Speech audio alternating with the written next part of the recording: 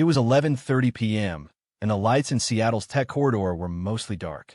Ryan Carter rubbed his bloodshot eyes, committed the last line of code to the Git repository, and finally ended his third straight day of overtime. Finally squashed that damn bug. He stretched, his spine cracking in protest.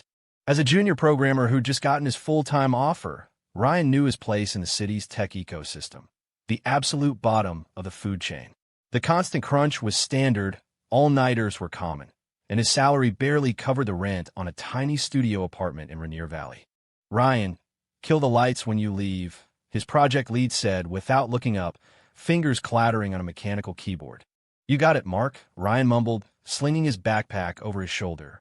Outside, the early autumn wind had a bite to it. Ryan pulled his thin jacket tighter, debating whether to take the night bus or splurge on a lift. A quick glance at his checking account balance, a paltry 3 figures, made the decision for him. Asterisk ding. Suitable host detected. The underdog system is now binding. Asterisk, a sudden electronic voice echoed in his head, startling him so badly he nearly dropped his phone. Who's there? Ryan scanned his surroundings. The street was empty except for a few leaves skittering across the pavement. Not a soul in sight. Asterisk, binding complete. Host, Ryan Carter. This system will assist you in completing suitor tasks to earn opportunities for advancement. First task, deliver a heartwarming breakfast to your goddess, Jessica Miller. Time limit, 7 a.m. tomorrow. Asterisk, Ryan froze, his brain rebooting. What the hell? A system? Jessica Miller? The campus queen from college? We graduated 2 years ago. I haven't talked to her since.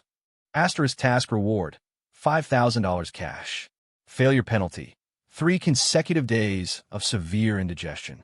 Asterisk, Ryan almost laughed. You've got to be kidding me. How is that even fair? I don't even know where she lives anymore. The system didn't respond. Instead, an address and a countdown timer materialized in his mind. 05:59:47. Damn it. Ryan checked the time. It was already 1 in the morning. If he didn't start now, he'd never make it. Half convinced he was hallucinating from sleep deprivation, Ryan turned and headed for a 24-hour convenience store. He bought bread, eggs, and ham. Back in his cramped apartment, he fumbled around for an hour, finally producing a barely passable sandwich.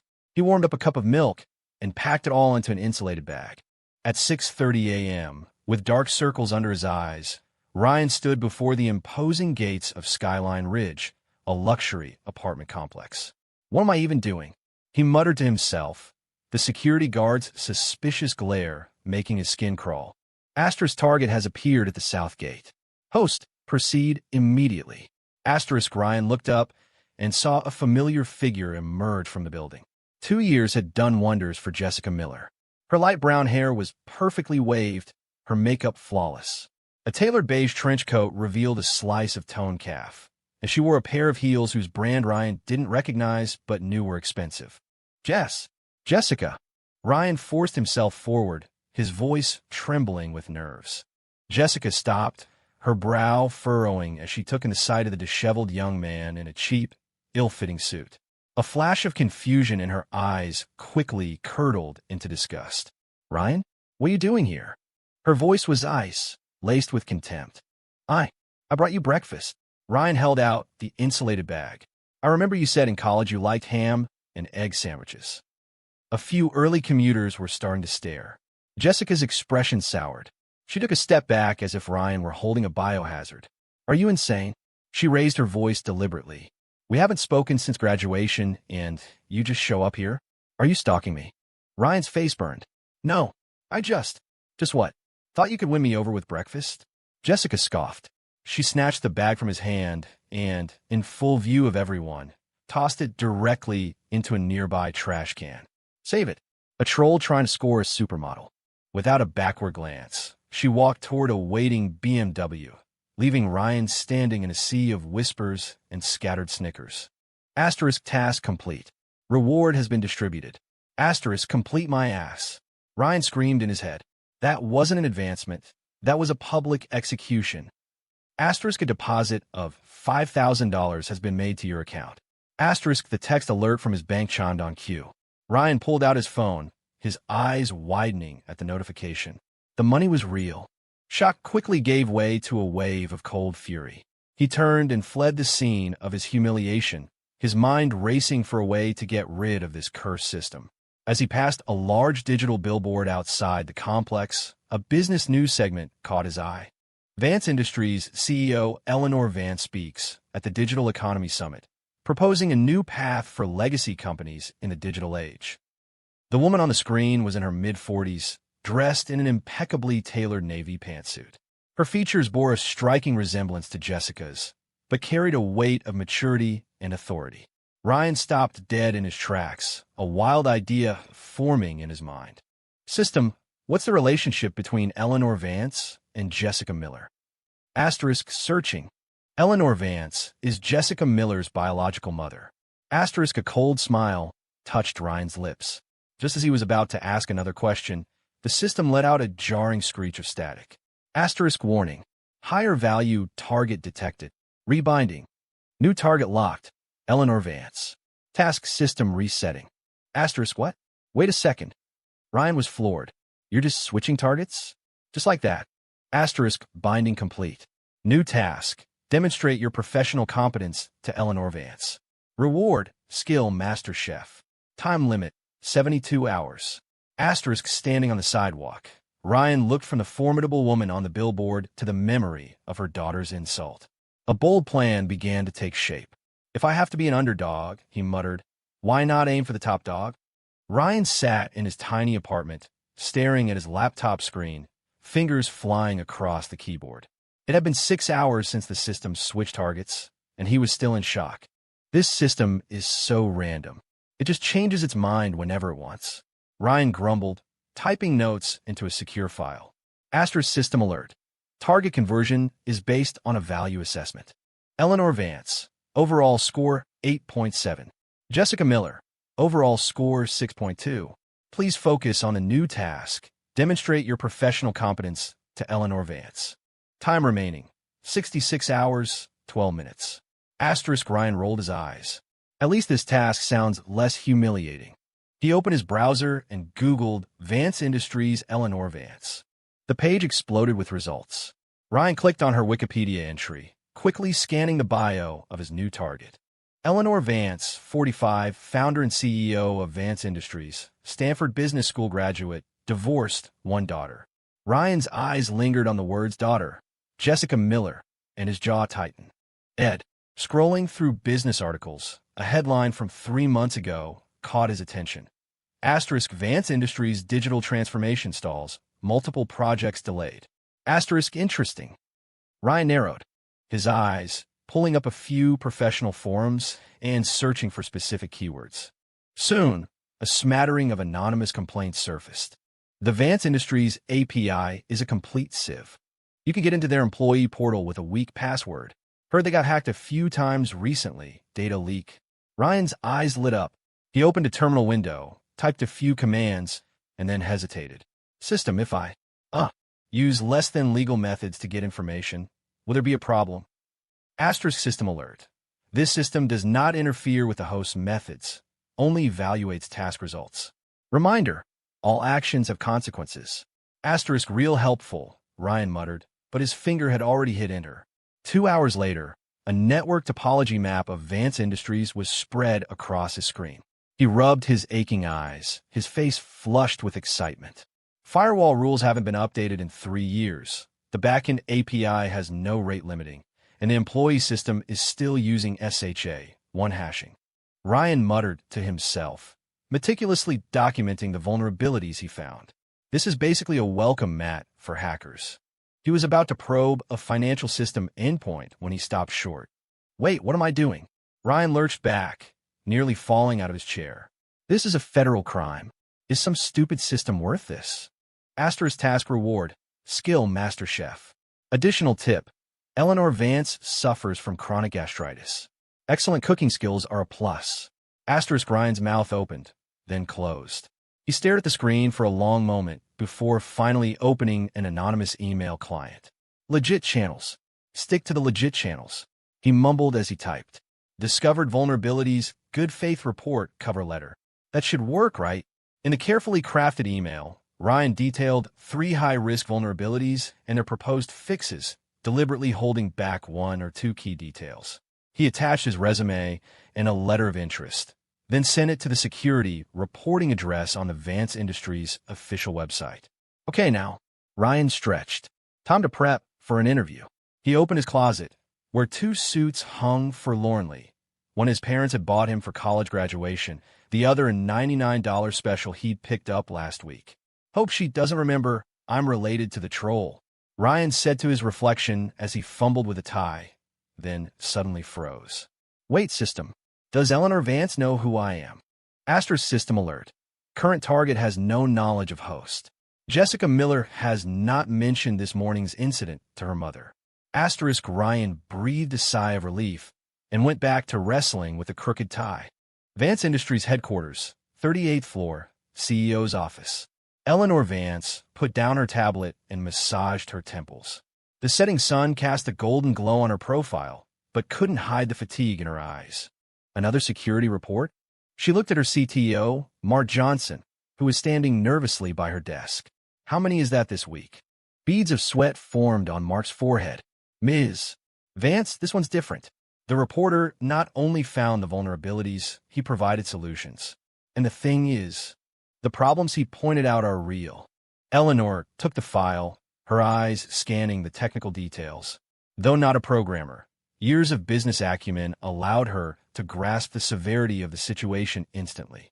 Data breach risk? Customer information might have been stolen. Her voice turned cold. At the last board meeting, when I asked you about system security, what was your answer? Mark's back was soaked. We did run penetration tests. Obviously not enough. Eleanor cut him off, dropping the file on her desk. Contact this person. Immediately. If he's as good as his resume says, hire him. Pay him well. But Ms. Vance, his background. I don't care if he crawled out of a basement. Eleanor's voice was like a razor's edge. As long as he can fix our problems. Just then, there was a knock on the door. The marketing director, Kyle Vance, poked his head in, a broad smile on his face. And Eleanor, I heard we have another system issue. Eleanor's expression darkened. It's Ms. Vance at the office. What is it? Kyle ambled in, his eyes flicking to the file on the desk. Tech department screwed up again? I'm just saying, instead of spending a fortune on an outsider, why not let my cousin give it a try? He just got back from the States with a master's in computer science. Your cousin can't even figure out the employee time card system, Eleanor said flatly. Mark, contact that person and set up an interview for tomorrow. Kyle, was there something else? The smile on Kyle's face twitched. Well, about next week's industry summit, I was thinking, you can go. Just bring back a decent report. Eleanor had already picked her tablet back up, a clear sign of dismissal. Kyle bowed slightly and backed out of the office. The moment the door clicked shut, the respectful look vanished. He glanced at Mark's retreating back and pulled out his phone, tapping out a message. Find out who's interviewing tomorrow. The next morning at 9, Ryan stood in the lobby of the Vance Industries Tower, his heart hammering against his ribs. He felt out of place in his $99 suit and old briefcase, a stark contrast to the polished marble floors. Mr. Carter. The receptionist eyed him. The security department interview is on the 25th floor. Thanks, Ryan said, his throat dry. In the elevator, he straightened his tie in the reflective metal wall. He'd barely slept, rehearsing answers to potential questions and preparing a few technical performances. Asterisk system alert. Target Eleanor Vance is currently in a meeting on the 28th floor. Host is advised to create an opportunity for contact. Asterisk, easier said than done. Ryan muttered to himself. How is an interviewee supposed to? The elevator doors opened on the 25th floor. Ryan was led into a conference room where 3 people were already seated. Mark Johnson, the CTO he'd met yesterday, a young HR representative, and Ryan's breath caught. The man in the dark blue suit and slick back hair was staring at him with undisguised hostility. Ryan Carter? Mark stood to shake his hand. I'm Mark Johnson, CTO. This is Sarah from HR, and our marketing director, Kyle Vance. He insisted on sitting in. Kyle managed a synthetic smile. Company security is a serious matter. We in marketing are very concerned. Ryan gave a tight nod and sat down. He could feel Kyle's eyes on him like an X-ray, full of scrutiny and A strange sense of familiarity? Your resume says you have a bachelor's in software engineering, not cybersecurity. Mark began. How did you become so knowledgeable about system security? Ryan was prepared. I'm self-taught. In college, I actually found and helped fix a vulnerability in our course registration system. He paused. As for the Vance Industries system, I just used some basic penetration testing methods. Basic methods found problems our professional team missed. Mark's tone was skeptical. Ryan decided to take a risk. Could I have a laptop with network access? I can give you a live demonstration. 10 minutes later, the atmosphere in the room had completely changed. Mark and Sarah stared, wide-eyed, as Ryan typed streams of code into the command line, data scrolling rapidly down the screen. Here, Ryan pointed to a seemingly ordinary screen. This is your employee self-service login page. By modifying this parameter, he tapped a few keys, and the page suddenly jumped to an administrator's backend. Oh my God, the HR rep whispered. Kyle's face was ashen. That's impossible. Not only that, Ryan continued, because the API has no rate limiting, an attacker could easily launch a brute force attack. And he brought up a database view. All the passwords are encrypted with SHA-1, which is no longer secure. Mark was already mopping his brow with a handkerchief. This is a major problem. I can show you how to fix it, Ryan said calmly, assuming, of course, that I'm hired. Just then, the conference room door was pushed open. A person no one expected was standing there, Eleanor Vance herself. I heard there was a genius hacker putting on a show. Her voice was quiet, but it silenced the room instantly. Ryan's hand hovered over the keyboard, his heart skipping a beat. Up close, Eleanor had an even more powerful presence than on the billboard. A perfectly tailored charcoal suit, hair in a flawless chignon, and eyes that seemed to see right through you. Ms. Vance. Kyle was the first to jump up.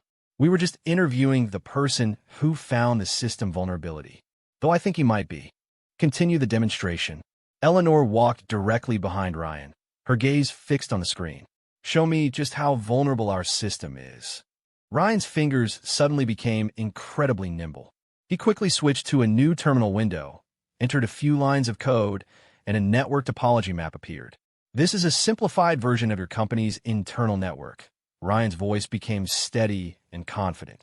The red markers are the weak points identified. The most critical is the finance system's API. Anyone can use it to pull the last 3 months of transaction records. Eleanor's eyebrow arched slightly. Show me. Ryan swallowed hard and entered the final piece of code. A few seconds later, a list of financial data filled the screen. Stop. Eleanor's voice turned cold. That's enough. The room was silent. Ryan could hear his own heartbeat. He stuck a glance at the system interface, asterisk task completion. 85%, 90%, 95%. Fix it, Eleanor said suddenly. Now. Ryan blinked, then snapped into action. His fingers flew across the keyboard, entering a series of commands, opening a configuration file, and changing a few parameters. Done, he said 5 minutes later. I closed that API endpoint, added an IP whitelist, and he hesitated, patched 2 other vulnerabilities I hadn't mentioned yet. Eleanor stared at the screen for a few seconds, then turned to Mark. Get his hiring paperwork done. Special consultant, security division. He reports directly to me. What? Kyle cried out. Ms. Vance, that's too reckless. We know nothing about this person. Eleanor gave him a cold look. He already knows more than enough. I'd rather have him on the inside where I can see him than on the outside. She turned to Ryan. Your salary will be half of the CTO's. 3-month probation. Any problems?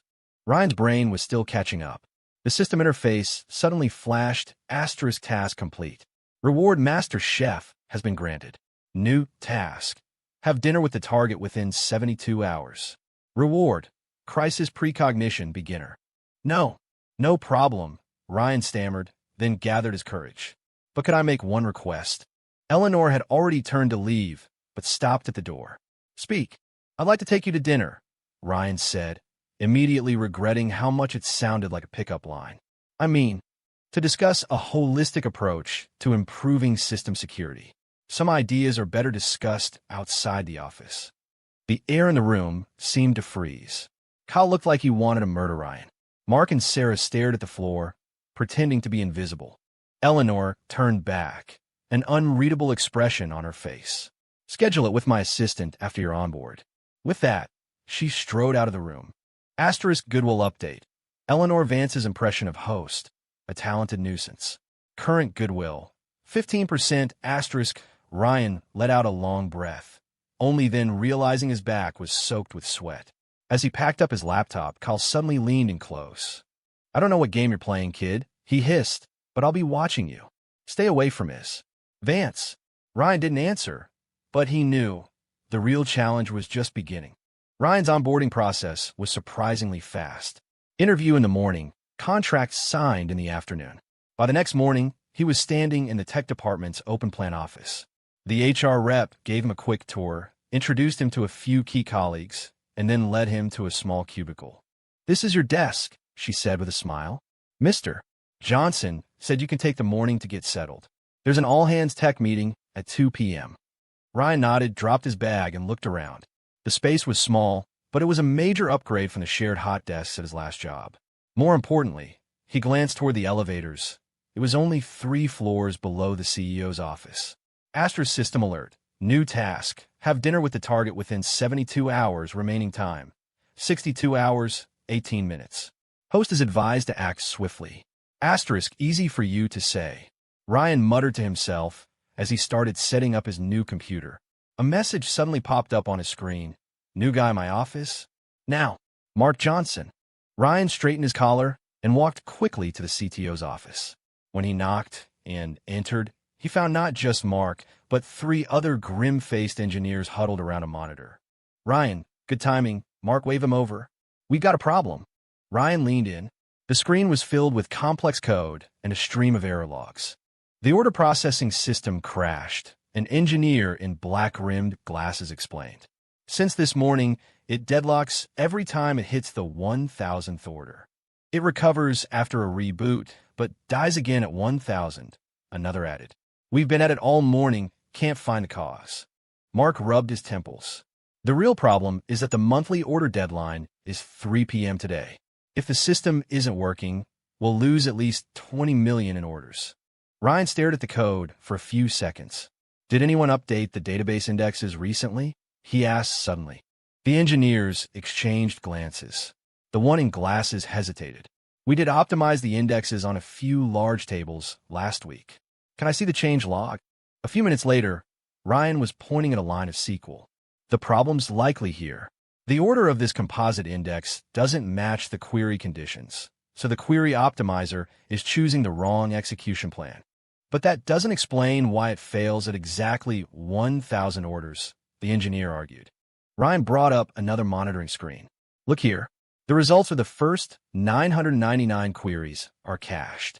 The execution plan is only reevaluated on the 1,000th attempt. My guess is the statistics are out of date. The office fell silent. Mark was the first to speak. Can you fix it? I can temporarily disable this index. Or Ryan bit his lip. A bit riskier.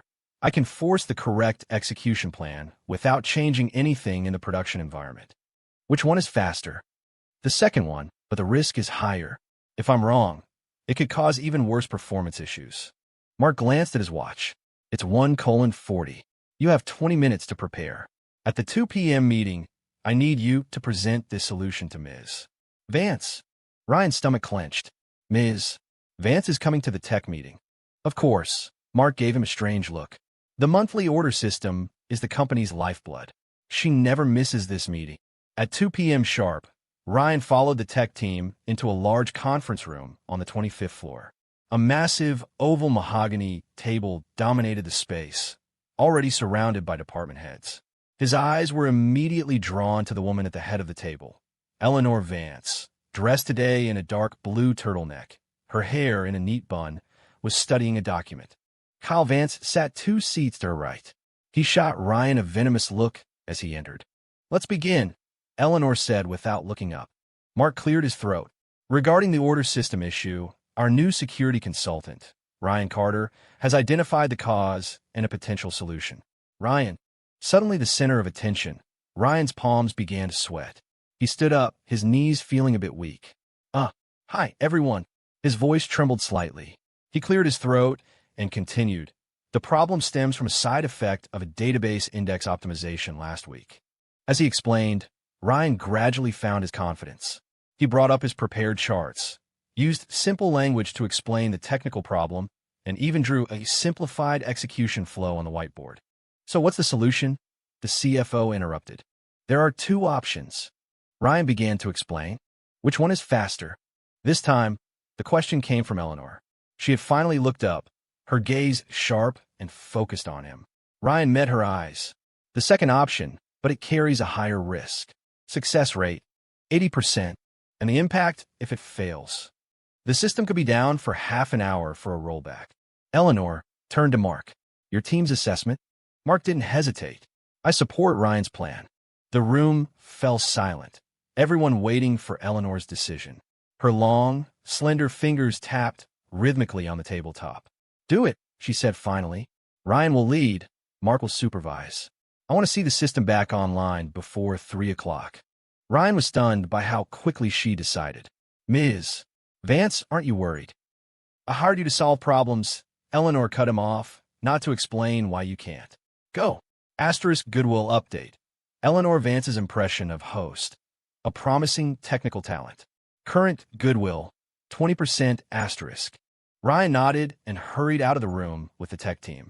As he walked toward the elevator, he felt a gaze on his back, but when he looked, he only saw the conference room door swinging shut. At 3:07 p.m., Ryan's fingers slammed down on the enter key. On the monitoring screen, the line graph suddenly smoothed out, and the order processing queue began to steadily decrease. It worked, the engineer in glasses shouted. The entire tech department erupted in applause and cheers. Mark slapped Ryan on the shoulder. Good job, kid. You just saved everyone's bonus this month. Ryan grinned, only then noticing his t-shirt was soaked with sweat. He was about to say something when an unexpected figure appeared at the office door, Eleanor. The applause died. Everyone stood up straight. Mark, report. Eleanor's voice was calm as ever. System is fully restored, Ms. Vance. All backlogged orders will be processed within the half hour. Eleanor nodded, her gaze shifting to Ryan. The solution was effective? Yes, Ms. Vance. We forced the correct execution plan, bypassing the problematic index. And the root cause? Inaccurate statistics caused the query optimizer to make a bad judgment call. I recommend we update statistics regularly and reevaluate those index changes. Eleanor seemed about to say something, but her phone rang. She glanced at the caller ID, and her expression instantly softened. I have to take this. She turned and walked into the hallway, but the office's glass door did little to muffle the conversation. Jesse, no, I told you can't go alone. I looked into that boy. His father has a history of alcoholism. I'm not trying to control you. I'm trying to protect you. Don't hang up. Jesse. Eleanor's voice went from gentle to firm to resigned, ending in a nearly inaudible sigh. When she walked back in, she had resumed her cool, collected CEO persona, but Ryan noticed a flicker of exhaustion in her eyes. Team dinner tonight, Eleanor announced suddenly. To celebrate. It's on the company. Then she turned and left, her heels clicking sharply on the marble floor. Mark blinked. Did I hear that right? Ms. Vance never goes to department dinners. She didn't say she was going, a junior accountant whispered. Just that the company was paying. Ryan looked thoughtfully in the direction Eleanor had gone. A system alert chimed in his head. Asterisk side quest intel. Eleanor Vance's relationship with her daughter, Jessica Miller, is strained due to overprotectiveness. This information can be used to increase goodwill. Asterisk. At 7 p.m., 20-odd members of the tech department piled into a trendy steakhouse near the office. Ryan had tried to make an excuse to leave. His system task was still active, and he needed to figure out how to ask Eleanor to dinner, not go to a team outing. But Mark had unceremoniously dragged him into a cab. You're the man of the hour, Mark had laughed. No escaping. In the private dining room, the atmosphere quickly became boisterous. After a few beers, everyone started to relax. Ryan, seated in the guest of honor spot, was toasted repeatedly. Seriously, man, the engineer in glasses, whose name Ryan now knew was Will, slung an arm around his shoulder. How'd you know it was the index? We were stumped all morning. Just lucky, Ryan said modestly. I've run into similar issues before. Ryan's our lucky charm. Mark raised his glass. To the lucky charm. The room roared with laughter as they all drank. Just then, the door to the room opened and a server pushed in a cart. Your prime rib, enjoy. But everyone's gaze went past the prime rib to the person standing behind the server, Eleanor. She had appeared at the doorway, dressed in a simple white silk blouse and black trousers, looking less severe and more approachable than she did during the day. Ms. Vance. Mark nearly choked on his drink, scrambling to his feet. The others quickly stood as well, the room falling silent. Eleanor waved a hand. Sit, please. I was just passing by and wanted to see how everyone was doing. Mark quickly offered her the head seat. Please sit. We just got started. Eleanor hesitated for a moment. Then, to everyone's surprise, she walked over and sat down. A server immediately set a place for her. Ryan noted that she'd chosen a seat as far from him as possible. Is the system stable? She asked Mark. Completely, thanks to Ryan, Mark said enthusiastically. The kid's got skills. Eleanor's gaze swept over to Ryan, and she gave a slight nod. A good performance. Ryan, unsure what to say, just raised his glass. Thank you for your trust, Ms. Vance. For the next half hour, the atmosphere was a bit strange. With Eleanor present, no one dared to be too rowdy, and the conversation became more reserved. Ryan tried several times to start a conversation with her, but was always interrupted. Why is this creamed spinach so salty? The junior accountant suddenly complained. It doesn't taste like it usually does. The server hurried over to apologize. I'm so sorry. Our head chef is out sick today. The sous chef is running the kitchen. Let me try. Ryan picked up his fork, took a small taste, and frowned. The garlic was browned too much, and they didn't reduce the cream properly. You know about cooking? Mark asked, surprised. Ryan suddenly remembered his master chef skill reward. He shrugged. It's a hobby. For real. Will was skeptical. All right, what's wrong with this steak? Ryan took a bite of his own filet mignon. It's overcooked. They probably didn't let it rest long enough after searing. And the pan wasn't hot enough, so it steamed more than it seared. Everyone stared at him in amazement. Even Eleanor looked at him with curiosity. You've studied French cuisine? A little, Ryan said modestly, when an idea struck him. Actually, I really enjoy cooking. If you wouldn't mind, Ms. Vance, I can make you a few dishes that are easy on the stomach sometime. I hear. Rich food like this isn't always the best for you. The room went so quiet you could have heard a pin drop. Everyone stared at Ryan with a "have you lost your mind?" expression, directly inviting the CEO to eat a home-cooked meal. The nerve. Eleanor put down her fork, her expression unreadable. Just as everyone expected Ryan to be fired on the spot, she said, My assistant will contact you tomorrow to arrange a time. Asterisk task completion, 70%. 80%. Ding. Task, have dinner with the target achieved. Reward crisis precognition, beginner, has been granted. New task, solve one of Eleanor Vance's personal problems within 48 hours. Reward, hacking skill upgrade. Asterisk, Ryan nearly choked on his water. That counted?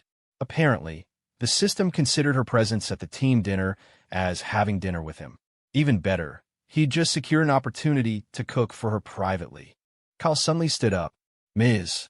Vance, a toast to you. Thank you for your concern for our department. Eleanor raised her glass, but took only a tiny sip. For the rest of the evening, Kyle monopolized her attention, successfully blocking any further attempts by Ryan to speak with her. Around 9 p.m., Eleanor rose to leave. Everyone stood again to see her off. At the door, she looked back at Ryan. My office, 10 a.m. tomorrow. We'll discuss the system security plan. Ryan nodded. Yes, Ms. Vance. After she left, the room buzzed with conversation. Holy crap, Ryan, you're a legend. Will clapped him on the back. The boss has never accepted a personal invitation from an employee. What kind of spell did you cast on her? Mark joked. Only Kyle sat in the corner, his face dark, as he sent a text message. Dig up everything you can on this kid. ASAP. Ryan pretended not to notice Kyle's hostility, but the newly acquired crisis precognition was making the back of his neck tingle, an indescribable intuition telling him that trouble was brewing. For now, though, he had more important things to consider. What should he cook for Eleanor tomorrow?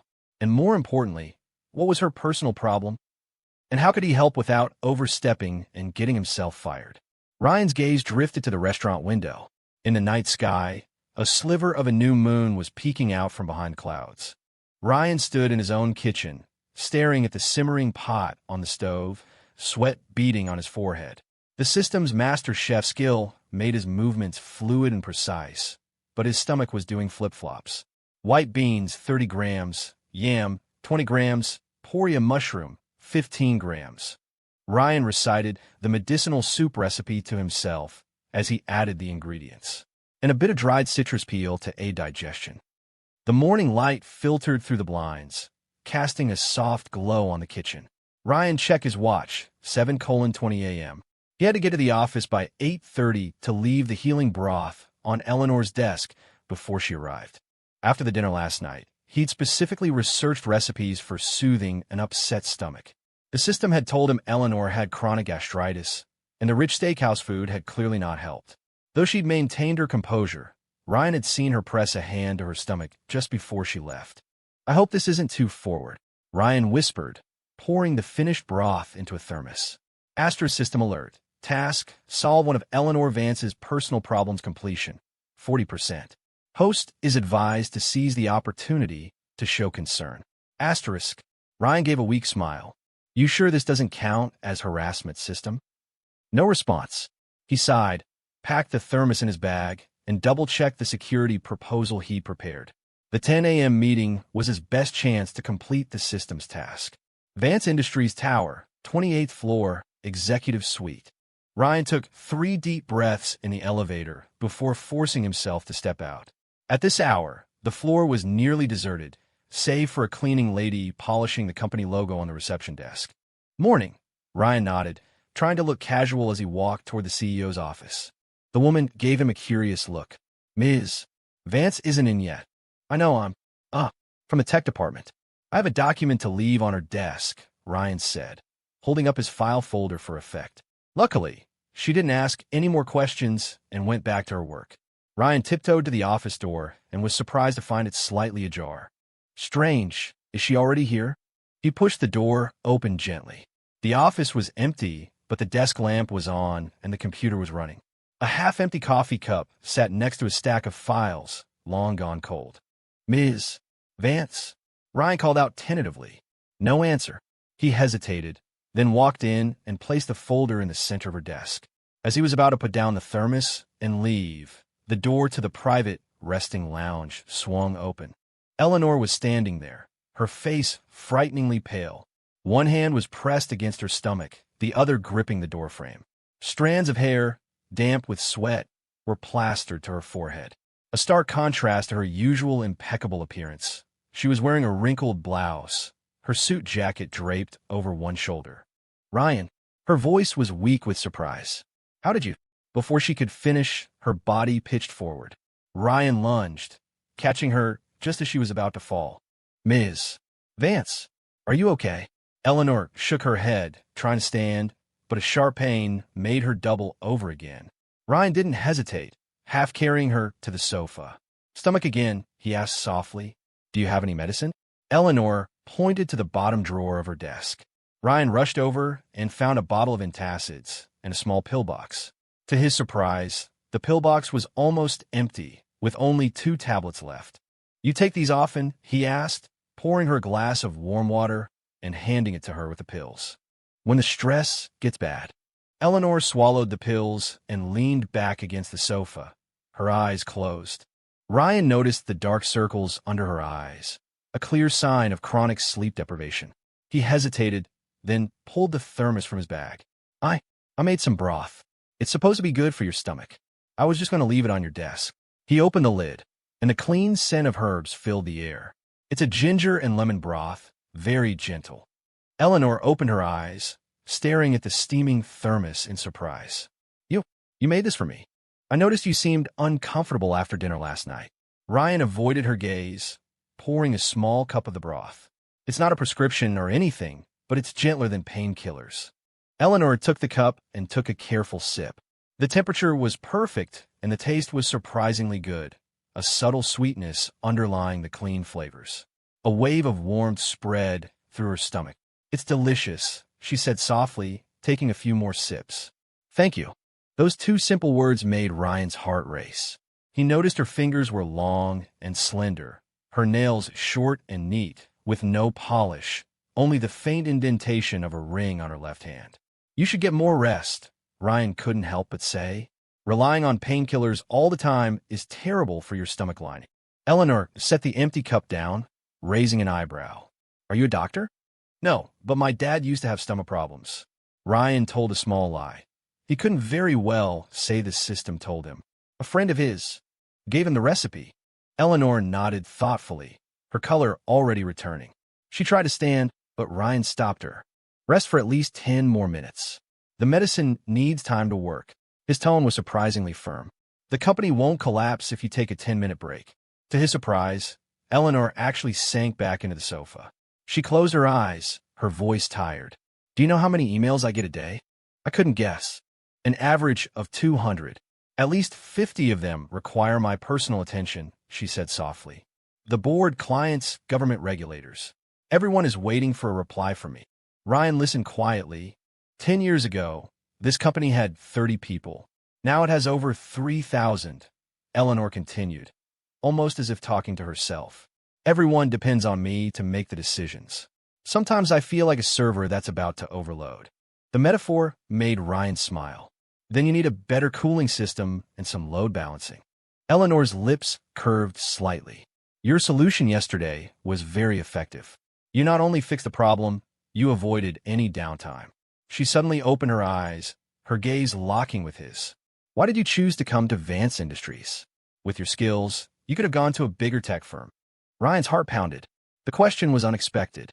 He couldn't tell her the truth, that a system had bonded to her daughter and then randomly switched to her.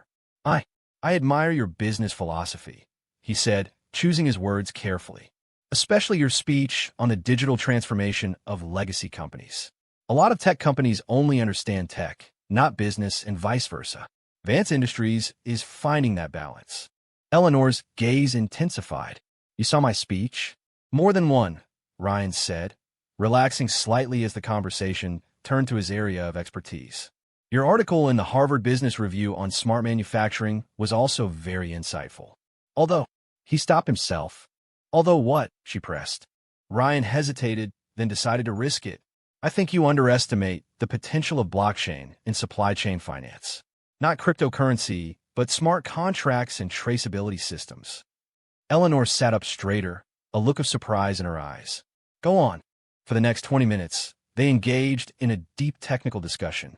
Ryan explained his ideas for overhauling the Vance Industries supply chain, and Eleanor listened intently, occasionally asking questions or offering counterpoints. "Interesting," she said finally, glancing at her watch. "We can start our 10 o'clock meeting early." "But," she gestured to her disheveled state, "I need 10 minutes to pull myself together." Ryan stood up tactfully. "I'll go prepare my presentation materials."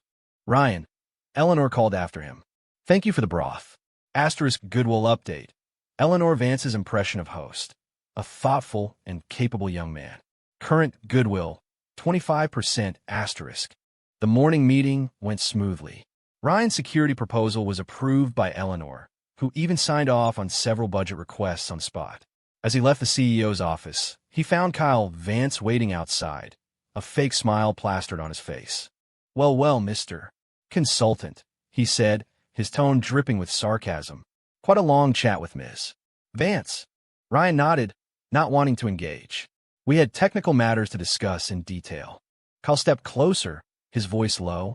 "I looked into your background. Graduated from a second-rate state school. Last job was at some no-name software company. What kind of trick did you pull?" Ryan's stomach tightened, but he kept his face impassive. "If you have questions about my qualifications, Mr. Vance, you can take them up with the CEO." "Don't get cocky," Kyle sneered. "I haven't forgotten what you did to my cousin." "Your cousin?" Ryan blinked, then it hit him. Jessica Miller. No wonder Kyle had been targeting him from the start. Kyle seemed pleased with Ryan's reaction. "That's right. I know you're the creep who was harassing her. Just you wait. I'll make sure you don't last a week at Vance Industries." He turned and walked away, leaving Ryan standing there, his stomach in knots. This was bad. Kyle wasn't just the marketing director. He was Eleanor's nephew and Jessica's cousin. If he started spreading lies to Eleanor, asterisk system alert, hostile action detected, crisis precognition activated.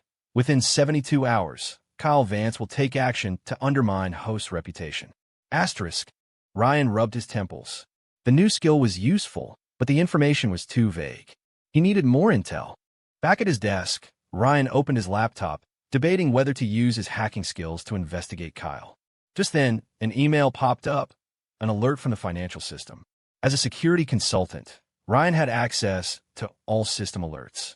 This email showed unusual activity on a marketing department vendor payment account. 3 large transfers over the past 2 weeks, all to a company called Starlight Tech. Ryan frowned. The name sounded familiar.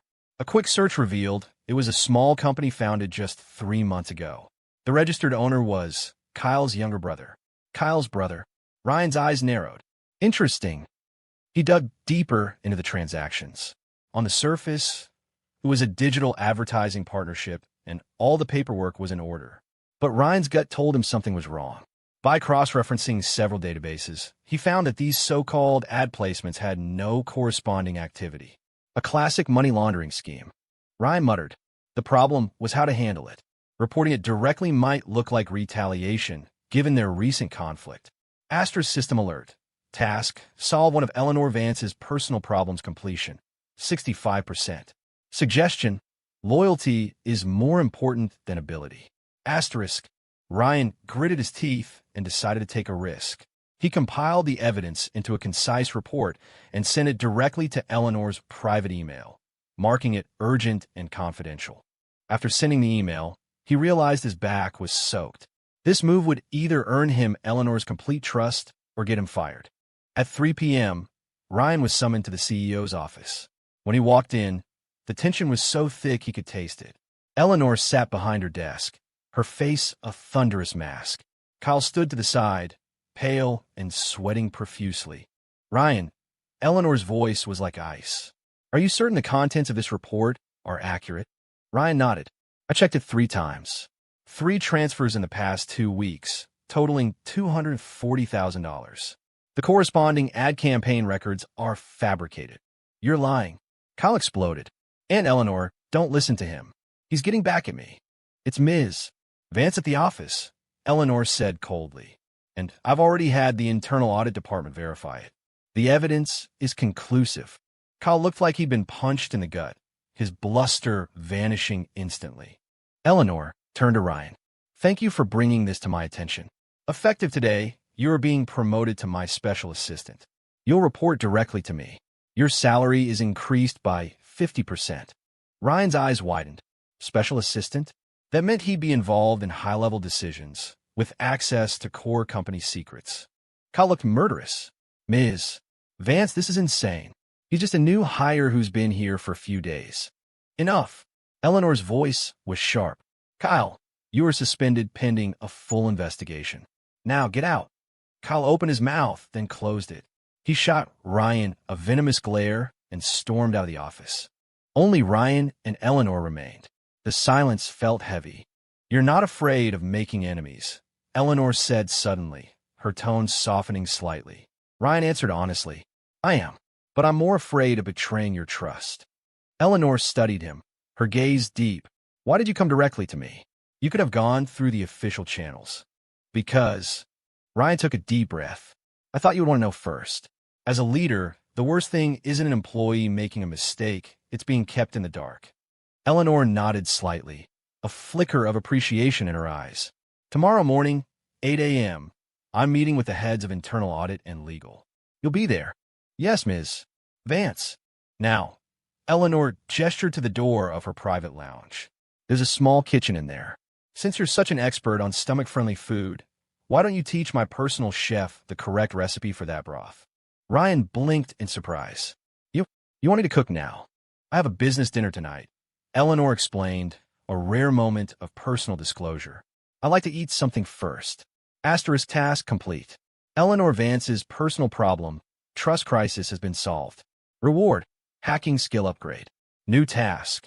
Accompany Eleanor Vance to a business event within 1 week and protect her from harm. Reward, combat proficiency. Asterisk. Asterisk Goodwill update. Eleanor Vance's impression of host. A trustworthy confidant worth cultivating. Current Goodwill, 30% asterisk. As Ryan followed Eleanor toward the lounge, he knew the rules of the game had changed.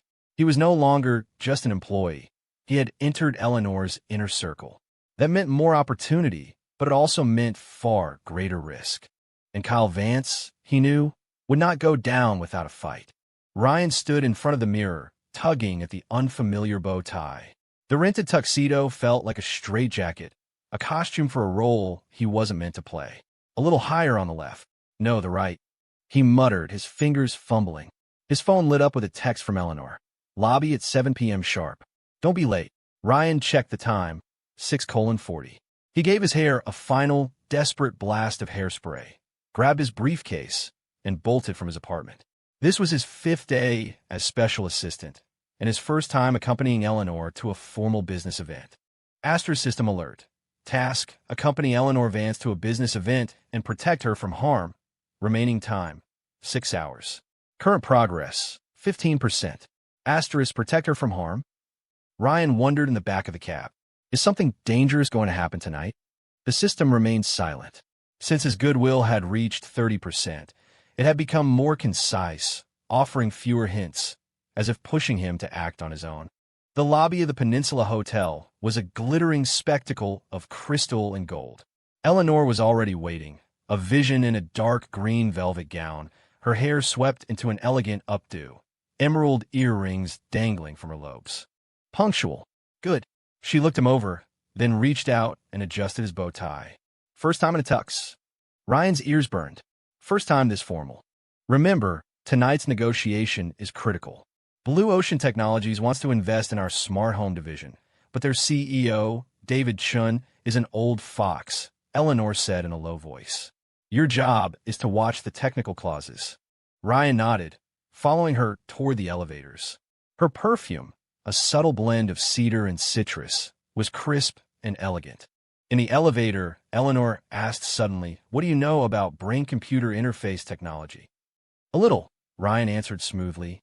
Non-invasive EEG headsets have limited precision right now, mainly used in gaming and medical rehab. Blue Ocean's core tech is their signal processing algorithm. A flicker of approval crossed Eleanor's eyes. Good. They want to integrate that tech with our smart home platform, but their asking price is too high. The negotiation took place in a top-floor suite. The Blue Ocean team consisted of 6 people, led by David Chun, a portly man in his 50s with a jovial smile and sharp eyes. "Eleanor, a pleasure to finally meet you," he said, shaking her hand warmly. "And this is my special assistant, Ryan Carter," Eleanor said briskly. David's smile faltered for a fraction of a second before becoming even warmer. A rising star. Ryan noticed a young man with glasses on the opposing team, giving him a long, evaluative look. The negotiation quickly moved to technical details. Ryan sat quietly, taking notes, only speaking up at key moments. The first half hour went well, until they reached the intellectual property clause.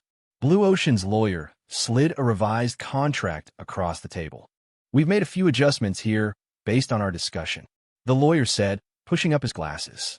Eleanor scanned the document, her brow furrowing. Ryan leaned in to look and immediately spotted a subtle change. The original draft stipulated that jointly developed technology would be co-owned. The new version added a line in the fine print of an appendix, including but not limited to all improvements and derivative technologies based on Vance Industries' existing systems. "Ms. Vance," Ryan said softly, "can I have a word?" They moved to a corner of the room. "They're playing word games," Ryan explained quickly. "Under this clause, any future upgrade to our existing smart home platform would become their co-owned IP. Eleanor's eyes turned to ice. "Are you sure? Check the definitions section in Appendix 3. The language is deliberately vague." Eleanor's lips thinned, a micro-expression Ryan had learned meant she was suppressing anger. Back at the table, her smile was flawless. "David, regarding the IP clause, we'll need to stick to the original version." David feigned surprise. "Why? This is perfectly fair to both sides." "Is it?" Eleanor pushed the contract back. Then perhaps you can explain why the definition of derivative technology in Appendix 3 has been so broadly expanded. The air in the room went still. The smile vanished from David's face. He squinted at Ryan, then burst out laughing. A misunderstanding. A complete misunderstanding. Well, what did you do? The young man with glasses quickly apologized. Sorry, Mr. Chun, I must have grabbed the wrong version. The rest of the negotiation was tougher, but more honest. They reached a preliminary agreement, with specific terms to be ironed out next week. As they were leaving, David Chun made a point of shaking Ryan's hand. Sharp eyes, young man. What did you study law? Just a habit from programming, Ryan replied calmly. You learned to read the code carefully. Asterisk Goodwill update. Eleanor Vance's impression of host. A reliable right-hand man. Current Goodwill. 35% asterisk. The post-negotiation reception was held in the hotel ballroom. Surrounded by clinking glasses and industry titans, Ryan felt like a fish out of water. He stood in a corner with a glass of sparkling water, watching Eleanor move effortlessly through the crowd. Not used to these events? Eleanor appeared at his side. Ryan admitted it honestly. I can't tell which fork I'm supposed to use. Eleanor let out a genuine laugh, the sound softening the lines around her eyes. Come with me. She led him to the buffet table, patiently explaining the nuances of formal dining etiquette like a gentle teacher. Ryan was surprised to see this approachable side to the powerful CEO. Eleanor, a gruff voice interrupted, heard the talks with Blue Ocean went well. The speaker was a man in his 60s with impeccably coiffed silver hair, a beautiful young woman on his arm. Mr. Harrington. Eleanor's expression became polite but distant. Just a preliminary discussion. And this young man is... Mr. Harrington's gaze landed on Ryan. My special assistant, Ryan Carter. Oh, Harrington gave Ryan a knowing look. Finally decided to find some companionship. Eleanor, a woman needs a man in her life, no matter how busy she is. You're mistaken, Arthur. Eleanor cut him off, her voice several degrees colder. Ryan is the technical lead on our smart home project. Ryan felt a surge of discomfort at the man's obvious insinuation. Before he could speak, Eleanor touched his arm lightly. Let's go over there. Once they were out of earshot, she said in a low voice, Don't mind him. That's Arthur Harrington. He's one of the founding shareholders and thinks it gives him the right to say whatever he wants. Has he suggested things like that to you before? Ryan asked carefully. Eleanor scoffed. 3 years ago, he proposed I marry his nephew, saying, a woman ultimately needs a man to lean on. The next day, I bought out 5% of his shares. He's been much quieter at board meetings ever since. Ryan couldn't help but smile. Well played. The business world is a battlefield, Eleanor said, looking at Harrington's back across the room. Especially for a female leader. There's always someone trying to tear you down. Ryan was about to reply when a commotion at the entrance caught his attention. A familiar figure made him freeze. Jessica Miller. She was wearing a pink cocktail dress, arm in arm with a tall young man, laughing with a group of friends. Ryan instinctively tried to duck behind Eleanor, but it was too late. Mom. Jessica's eyes widened. What are you doing here? Her gaze shifted to Ryan, and her expression went from surprise to contempt. You? Eleanor frowned. Jessie? Who let you into this event? Will invited me. Jessica tilted her chin up, gesturing to the young man beside her. He's David Chin's nephew from Blue Ocean. Ryan then realized the young man was the same one with glasses from a negotiation. Small world. Jessica was relentless. Mom, do you know who this is? He's the creep who was stalking and harassing me the other day. And now he's your special assistant? She spat out the last 2 words, drawing stares from those nearby. Eleanor's expression turned to ice. Jessie, watch your tone. Am I wrong? Jessica's voice cracked. You'd rather trust a total stranger than your own daughter. It's been like this my whole life.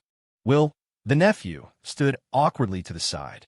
Guests began to whisper, some even pulling out their phones to film. Ryan felt a wave of dizziness. The system's voice screamed in his head, emergency. Mother-daughter conflict will damage Eleanor's reputation. Immediate intervention required, He took a deep breath and stepped forward. Ms. Miller, I think this is a misunderstanding. Bringing you breakfast was presumptuous, and I apologize. But my relationship with your mother is purely professional. Liar. Tears welled in Jessica's eyes. Mom, he told me he liked me, and now. Eleanor's gaze darted between them, her face growing darker by the second. Ryan knew if he didn't control the situation, the fallout would be disastrous. Ms. Vance, he said, turning to Eleanor, his voice firm and professional. Could I have a word?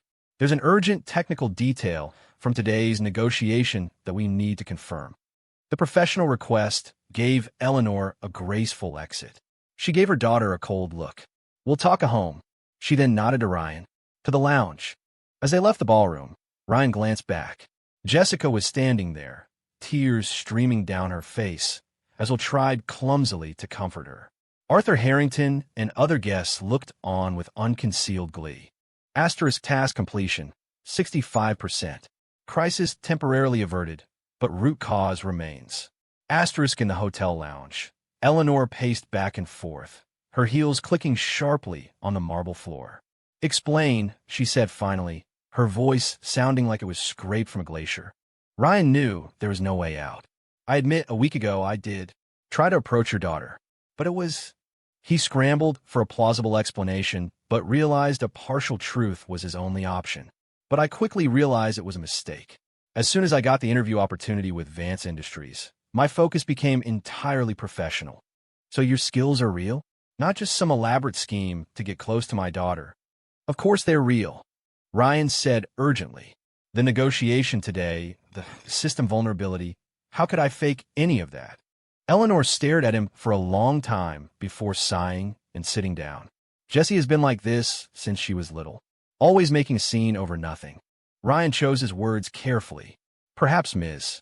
Miller feels insecure. What do you mean? Just an observation, Ryan said with a shrug. You're very protective of her, but you're also often absent because of work. That contradiction might make it hard for her to know how to get your attention. Eleanor looked stunned, as if she'd never considered that angle. She slowly shook her head. You don't understand. After her father left, I swore I would give her the best protection. The world can be a vicious place, especially for women. But too much protection is its own kind of cage, Ryan said softly, especially for a daughter who's already an adult. Eleanor looked up, a flicker of vulnerability in her eyes. Was I wrong? The sudden question sent a jolt through Ryan. Even someone as powerful as Eleanor had moments of uncertainty. It's not about right or wrong, he said, choosing his words. It's just, maybe what she needs isn't only protection, but also trust and space. Eleanor was silent for a long time. She finally glanced at her watch. The reception isn't over. We have to go back. Ryan understood this was her way of ending the conversation and nodded. Back in the ballroom, Jessica and her friends were gone. For the rest of the evening, Eleanor was the picture of professional perfection, as if the earlier conflict had never happened. But Ryan noticed her smile didn't quite reach her eyes, which often drifted into the distance. After the reception, Eleanor made an unexpected suggestion. Let's go back to the office. I have some documents to review. Ryan knew it was just an excuse, but he didn't call her on it. At 1 a.m., the lights on the 38th floor of the Vance Industries tower were still on. Ryan took 2 boxes of stir-fried noodles out of a delivery bag and placed them gently on Eleanor's desk. You should eat something. Eleanor looked up from her files, her eyes weary. You're still here. You never said I could clock out, Ryan said with a half-smile. Eleanor shook her head, but took one of the boxes. What do you think of the rooftop? It's too stuffy in here. 5 minutes later, they were sitting on lounge chairs on the company's rooftop terrace, overlooking the city lights. The autumn night wind was cool, and Eleanor wrapped herself in the suit jacket Ryan offered her. When I started the company, Jessie was only 5, Eleanor said suddenly, her voice so quiet it was almost lost in the wind. When she was in elementary school, I barely made it to any parent-teacher conferences. I was in another country closing a deal during her middle school graduation. For high school. Ryan listened quietly, not interrupting. Now she wants her independence, and I'm the one who can't let go, Eleanor said with a bitter smile. It's ironic, isn't it? It's not too late, Ryan said softly. She's only 20. You have plenty of time to get to know each other again. Eleanor turned to look at him. You're much more mature than your age. Kids from poor families grow up fast, Ryan smiled. I started working part-time to pay for school when I was 15. The stars were faint but clear in the night sky. They ate the lukewarm noodles in silence, but felt more satisfying than any of the gourmet food at the reception. Ryan, Eleanor asked suddenly, "Why are you helping me? You could have just watched the drama unfold tonight." Ryan's heart skipped a beat. He couldn't mention the system task, so he settled on a half-truth. "Because you deserve to be treated with sincerity, not just as a boss, but as a person." In the moonlight, Eleanor's gaze softened. She didn't say anything more, but in that moment, an invisible wall between them seemed to crumble. Asterisk task complete. Successfully protected Eleanor Vance from harm. Reward, combat proficiency. New task. Within 72 hours, uncover and thwart a conspiracy against Eleanor Vance. Reward, business acumen, beginner. Asterisk goodwill update. Eleanor Vance's impression of host. A friend to be trusted. Current goodwill, 40%. Ryan looked out at the glittering city, a mix of emotions churning inside him. The rising goodwill should have been a good thing, but he was finding it harder and harder to tell if he was completing a task or if he genuinely wanted to be closer to this strong, fragile woman. Ryan was jolted awake by the shrill ring of his phone. The sky outside was just beginning to lighten. The name Eleanor Vance on the screen shocked him into full consciousness. "Ms. Vance?" he answered, his voice thick with sleep. "Look at today's Financial Chronicle." Eleanor's voice was ice. "Be at my apartment in half an hour." The line went dead. Confused, Ryan fumbled with his phone, pulling up the online edition of the paper. The headline screamed at him in bold letters: "Vance Industries CEO and the special relationship with her young assistant." The subheadline was even more lurid. "Exclusive, a look inside the private life of a business titan." Ryan's finger trembled as he tapped the link. A grainy, blown-up photo took up half the screen.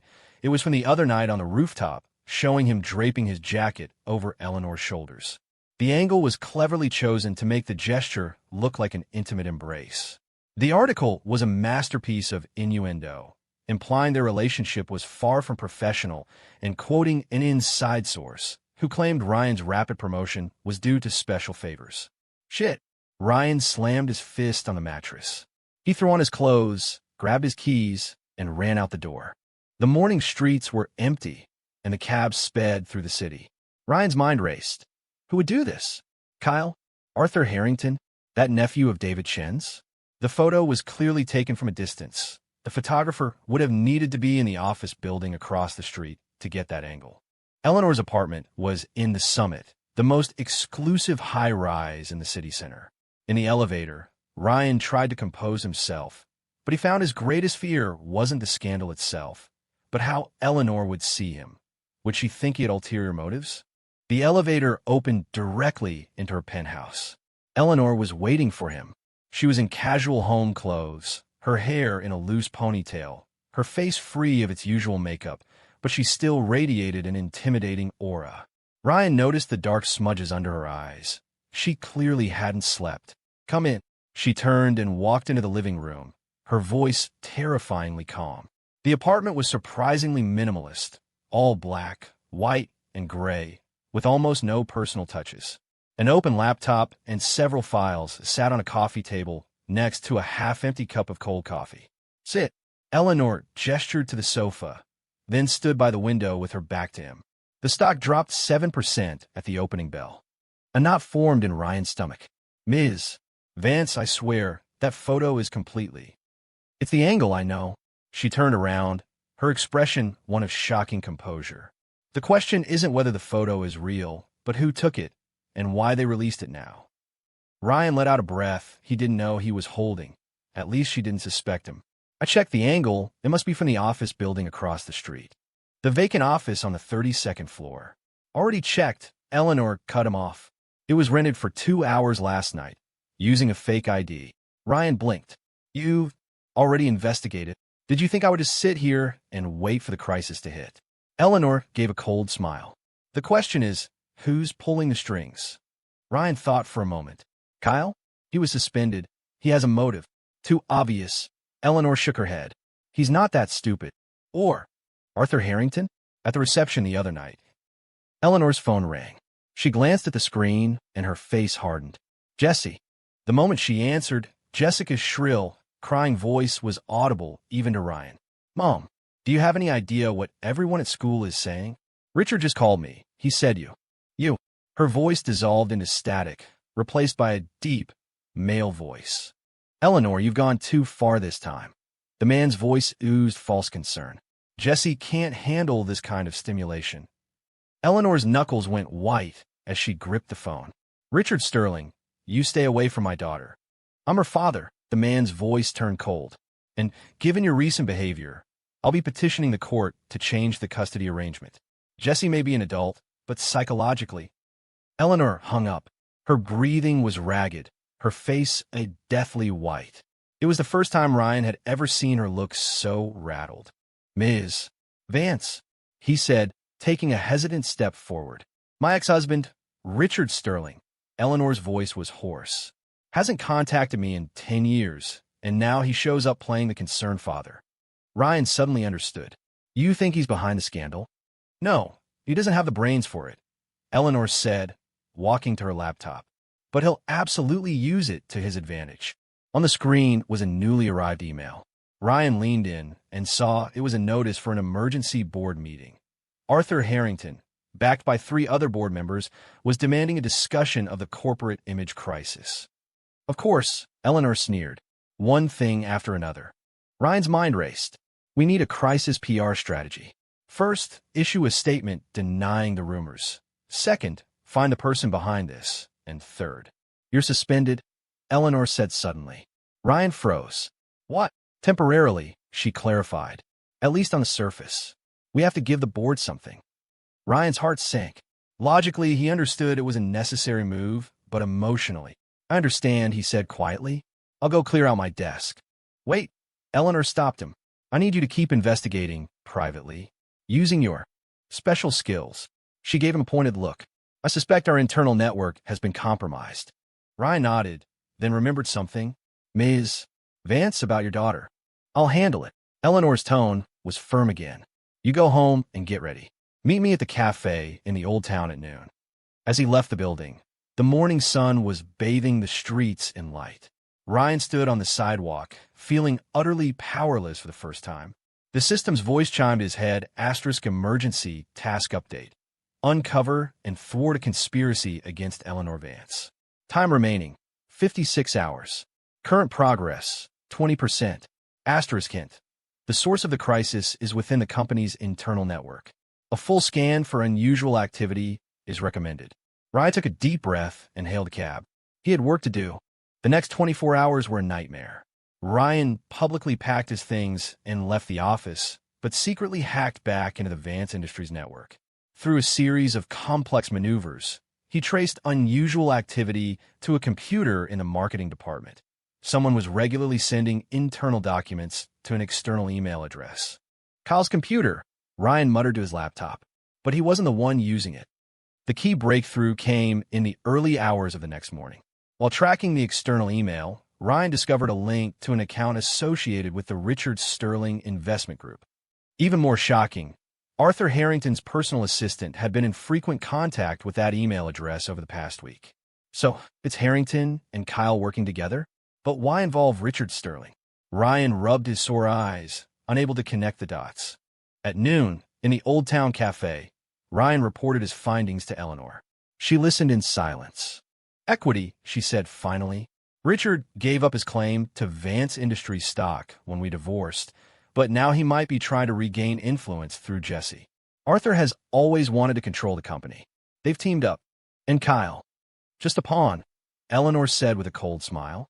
"Arthur promised to save his job in exchange for dirt on me." Ryan hesitated. "Ms. Vance, with all due respect, you need to deal with Kyle firmly, even if he is family." "I know," Eleanor cut him off. "I've already had legal draw up the paperwork to press charges. But the immediate problem is tomorrow's board meeting." She took a document from her bag. "This is my proposed crisis management plan. See if there are any technical loopholes." Ryan read it carefully, press statements, legal action, even an open letter to Jessica. Every step was meticulously planned, except for one thing. "There's no plan for how to handle me," Ryan pointed out. Eleanor frowned. "What do you mean?" "The board needs a scapegoat," Ryan said calmly. You should officially fire me and issue a statement saying you'll be investigating my inappropriate conduct. No, Eleanor refused flatly. It's the most logical move, Ryan insisted. Once the storm passes, you can always. I said no. Eleanor's gaze sharpened. I don't sacrifice innocent people. A warmth spread through Ryan's chest, but it only strengthened his resolve. Then let's compromise. I'll resign voluntarily, citing personal career development. It neither confirms nor denies the rumors, leaving us some room to maneuver. Eleanor gave him a long, searching look. Why? Why would you do this for me? Ryan opened his mouth, but the prepared excuses died on his lips. He couldn't tell her about the system, but he refused to lie in the face of such a raw, direct question. Because he settled on a partial truth. Because over this time, I've seen the real you. Not just a business titan, but a person worthy of respect. Eleanor's expression shifted subtly. The light filtering through the old cafe window cast dappled shadows on her face, making the moment feel eternal. Thank you, she said softly, the weight of those two words hitting Ryan with surprising force. Asterisk Goodwill update. Eleanor Vance's impression of host, a trustworthy partner. Current Goodwill, 50% asterisk. After leaving the cafe, Ryan didn't go home. He went to an internet cafe. He needed more evidence to counter Harrington and Sterling. The system's newly unlocked business acumen made him preternaturally sensitive to financial data. He soon found a discrepancy in Vance Industries' investment records from the previous year. So that's how it is. At 3 a.m., Ryan stared at the screen, his eyes burning but alight with excitement. Harrington used company funds to invest in Richard Sterling's Shell Corporation and lost nearly $20 million. He quickly compiled the evidence, planning to give it to Eleanor in the morning. But just as he was about to shut down the computer, a news alert popped up. Asterisk exclusive. The real identity of the Vance Industries scandal assistant. Asterisk. The article claimed an investigation had found Ryan had a record of fraud, using similar methods to swindle female entrepreneurs, and even included a doctored police record. The most damaging part was the insinuation that Eleanor might be another victim, and that company funds may have been embezzled. This is insane. Ryan slammed his fist on the desk, earning a glare from the cafe manager. He tried calling Eleanor, but the call went straight to voicemail. It wasn't until 7 a.m. that she called back, her voice exhausted. Just got out of an emergency board meeting. Arthur presented his so-called evidence and demanded I be suspended as CEO. It's all fabricated. Ryan said desperately. I found the proof that Harrington and Sterling are working together. I know. Eleanor's voice was unnervingly calm. But public opinion is against us right now. The board gave me 3 days to clear this up, or else. Ryan read between the lines. I'll fix this. Ryan. Eleanor said his name, a note of vulnerability in her voice he'd never heard before. Be careful. After hanging up, Ryan stood on the morning street, filled with a new sense of purpose. It was no longer about a system task or a reward. It was about helping Eleanor, the woman who commanded boardrooms but who could also be tired and who could also be hurt. Asterisk system alert. Host motivation change detected. System upgrading. Asterisk. Ryan blinked. What? But the system offered no further explanation. Ryan shook his head. He had more important things to do. He had to clear his name and expose the conspiracy. And he was running out of time. Ryan stared at the computer screen, his eyes so dry they felt like they were being scraped with sandpaper. He had been working for 18 straight hours, compiling evidence of Arthur Harrington and Richard Sterling's collusion. Outside, the city lights were winking out one by one. Just one last piece. He muttered, fingers tapping away. Suddenly, the code on his screen began to warp and distort as if twisted by an invisible hand.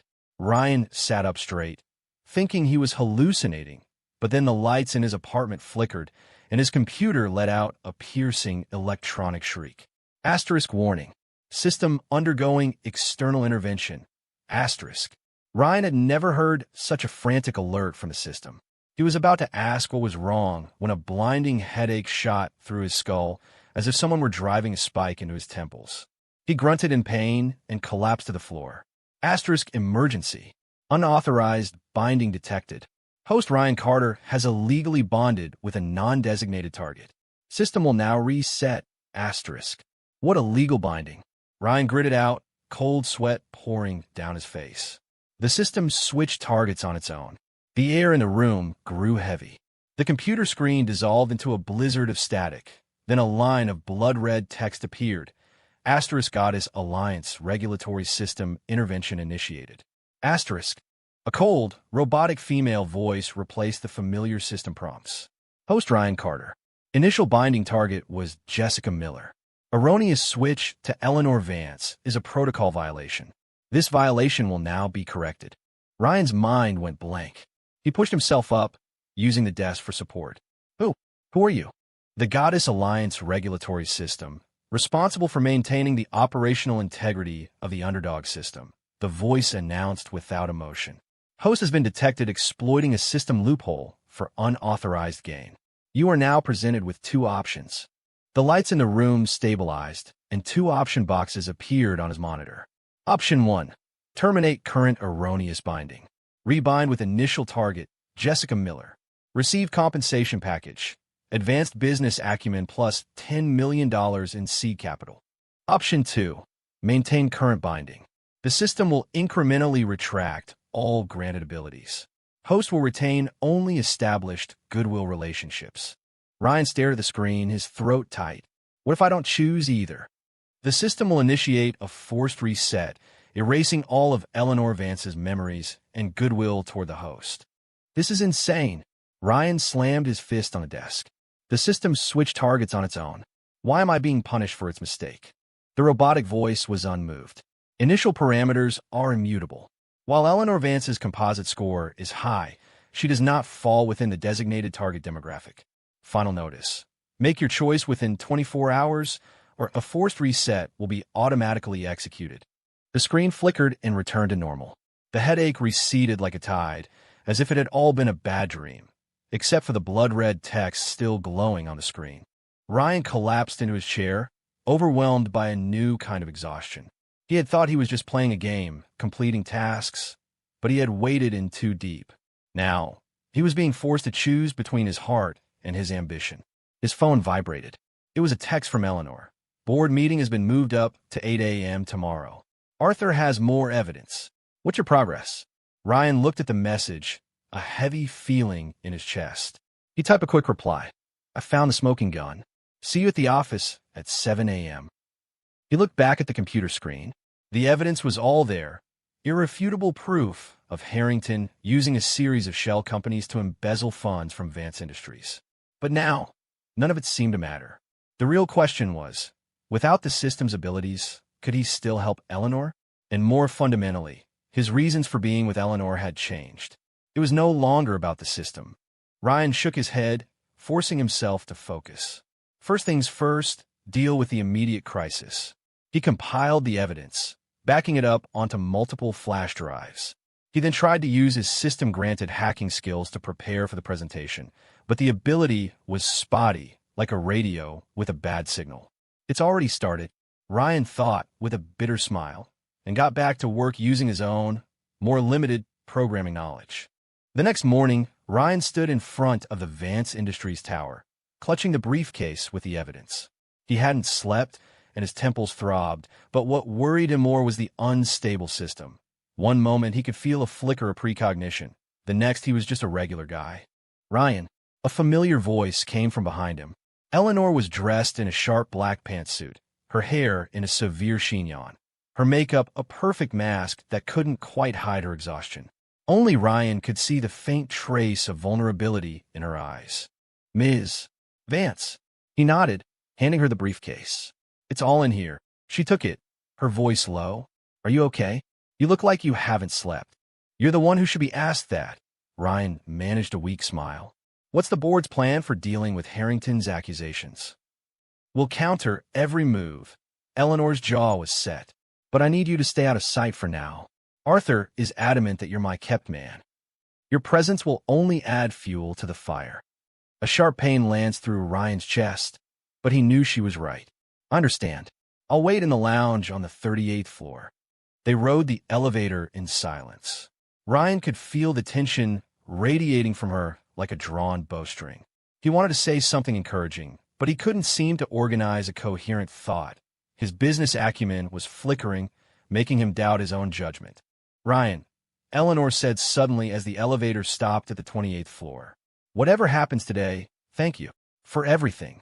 She didn't wait for a response. Striding out of the elevator with the determined click of her heels on the marble floor, her back as straight as ever, as if her parting words had just been a figment of his imagination. Astra system alert. Final notice countdown. 16 hours, 12 minutes. Host, please make your choice. Asterisk. Ryan closed his eyes and took a deep breath. He had never felt so helpless. In the 38th floor lounge, Ryan paced restlessly. Through the glass wall, he could see the executives gathered outside the boardroom. Arthur Harrington, his silver hair slicked back, was chatting with several board members, letting out a grating laugh now and then. Kyle Vance was there too, shooting a smug, challenging look in Ryan's direction. The meeting had been going for half an hour. Ryan tried to use his system abilities to eavesdrop, but they were unreliable. He caught only fragments. A serious breach of company policy. Personal conduct affecting corporate image. Recommend suspension of duties. Suddenly, the boardroom door was thrown open. Eleanor stood in the doorway, her face pale, but her eyes blazing. "Ryan, get in here." Every head turned to stare at him. He walked forward, his mouth dry, feeling like he was walking to his own execution. "Mr. Harrington is questioning the authenticity of the evidence." Eleanor's voice was dangerously calm. "You will explain the technical details." In the room, a dozen pairs of eyes were fixed on him. Arthur Harrington was sitting in Eleanor's chair at the head of the table, a triumphant smirk on his face. "So this is the famous special assistant?" Harrington sneered. "Quite the looker." Ryan's fists clenched at his sides, but Eleanor spoke first. "Arthur, this is a boardroom, not a locker room. Ryan is our security expert, and he has found evidence of your embezzlement." "Absurd." Harrington slammed his hand on the table. "Eleanor, you'd stoop to fabricating lies to slander me, just to deflect from your own scandal." Ryan walked silently to the projector and plugged in his flash drive. A complex diagram of financial flows appeared on the screen. "Distinguished board members, please look here. In March of last year, of the $20 million invested in Blue Ocean Technologies, only $5 million actually reached their account. The rest was funneled through these 3 shell corporations." His explanation was professional and detailed, breaking down even the most obscure technical points into layman's terms. For a moment, Ryan felt the full confidence of his peak system abilities, business acumen, crisis precognition, and presentation skills all working in perfect harmony. But at the most critical moment, as he was about to reveal the link between Harrington and Richard Sterling, a sharp pain tore through his head. The system's abilities vanished as if a plug had been pulled. Ryan's voice faltered. The dense numbers on the screen suddenly became a meaningless jumble. The once clear business logic was now a fog. He stood there, an actor who had forgotten his lines. "What's the matter?" "Go on," Harrington sneered. "Or perhaps you don't actually understand what you're talking about." The atmosphere in the room shifted. A few board members exchanged skeptical glances.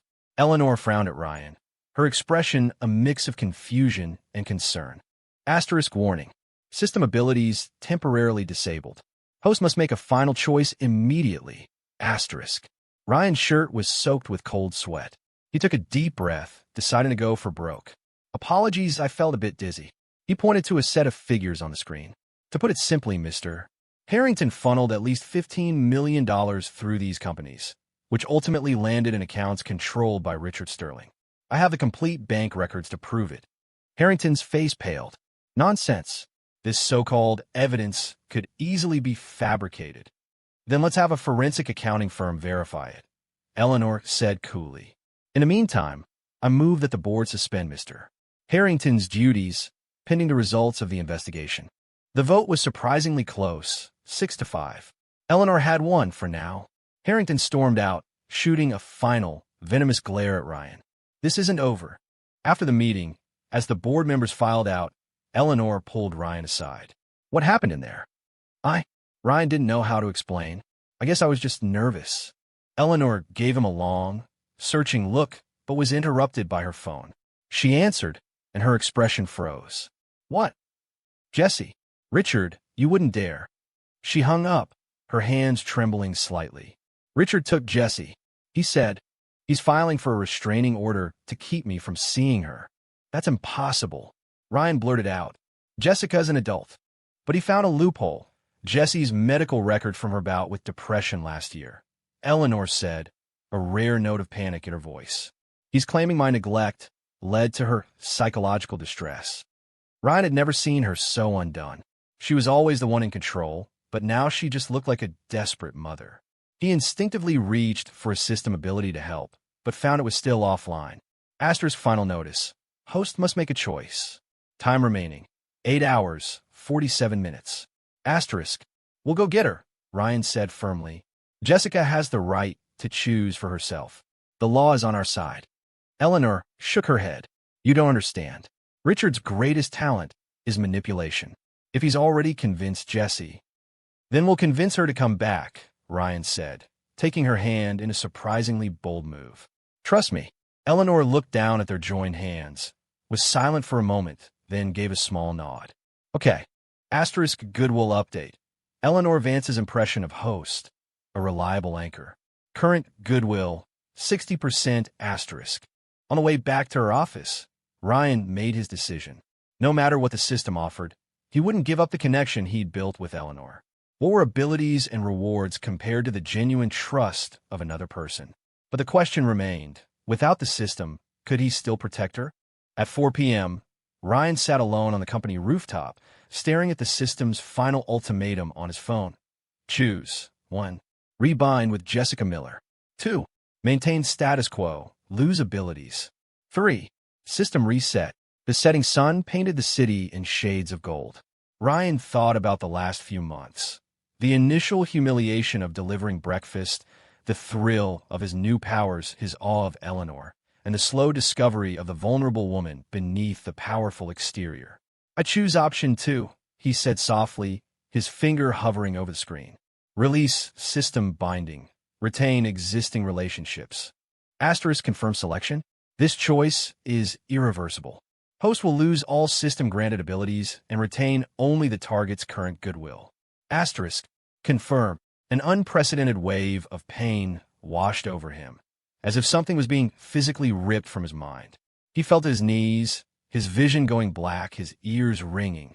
When the agony finally subsided minutes later, he felt a strange sense of lightness, as if a heavy weight had finally been lifted from his shoulders.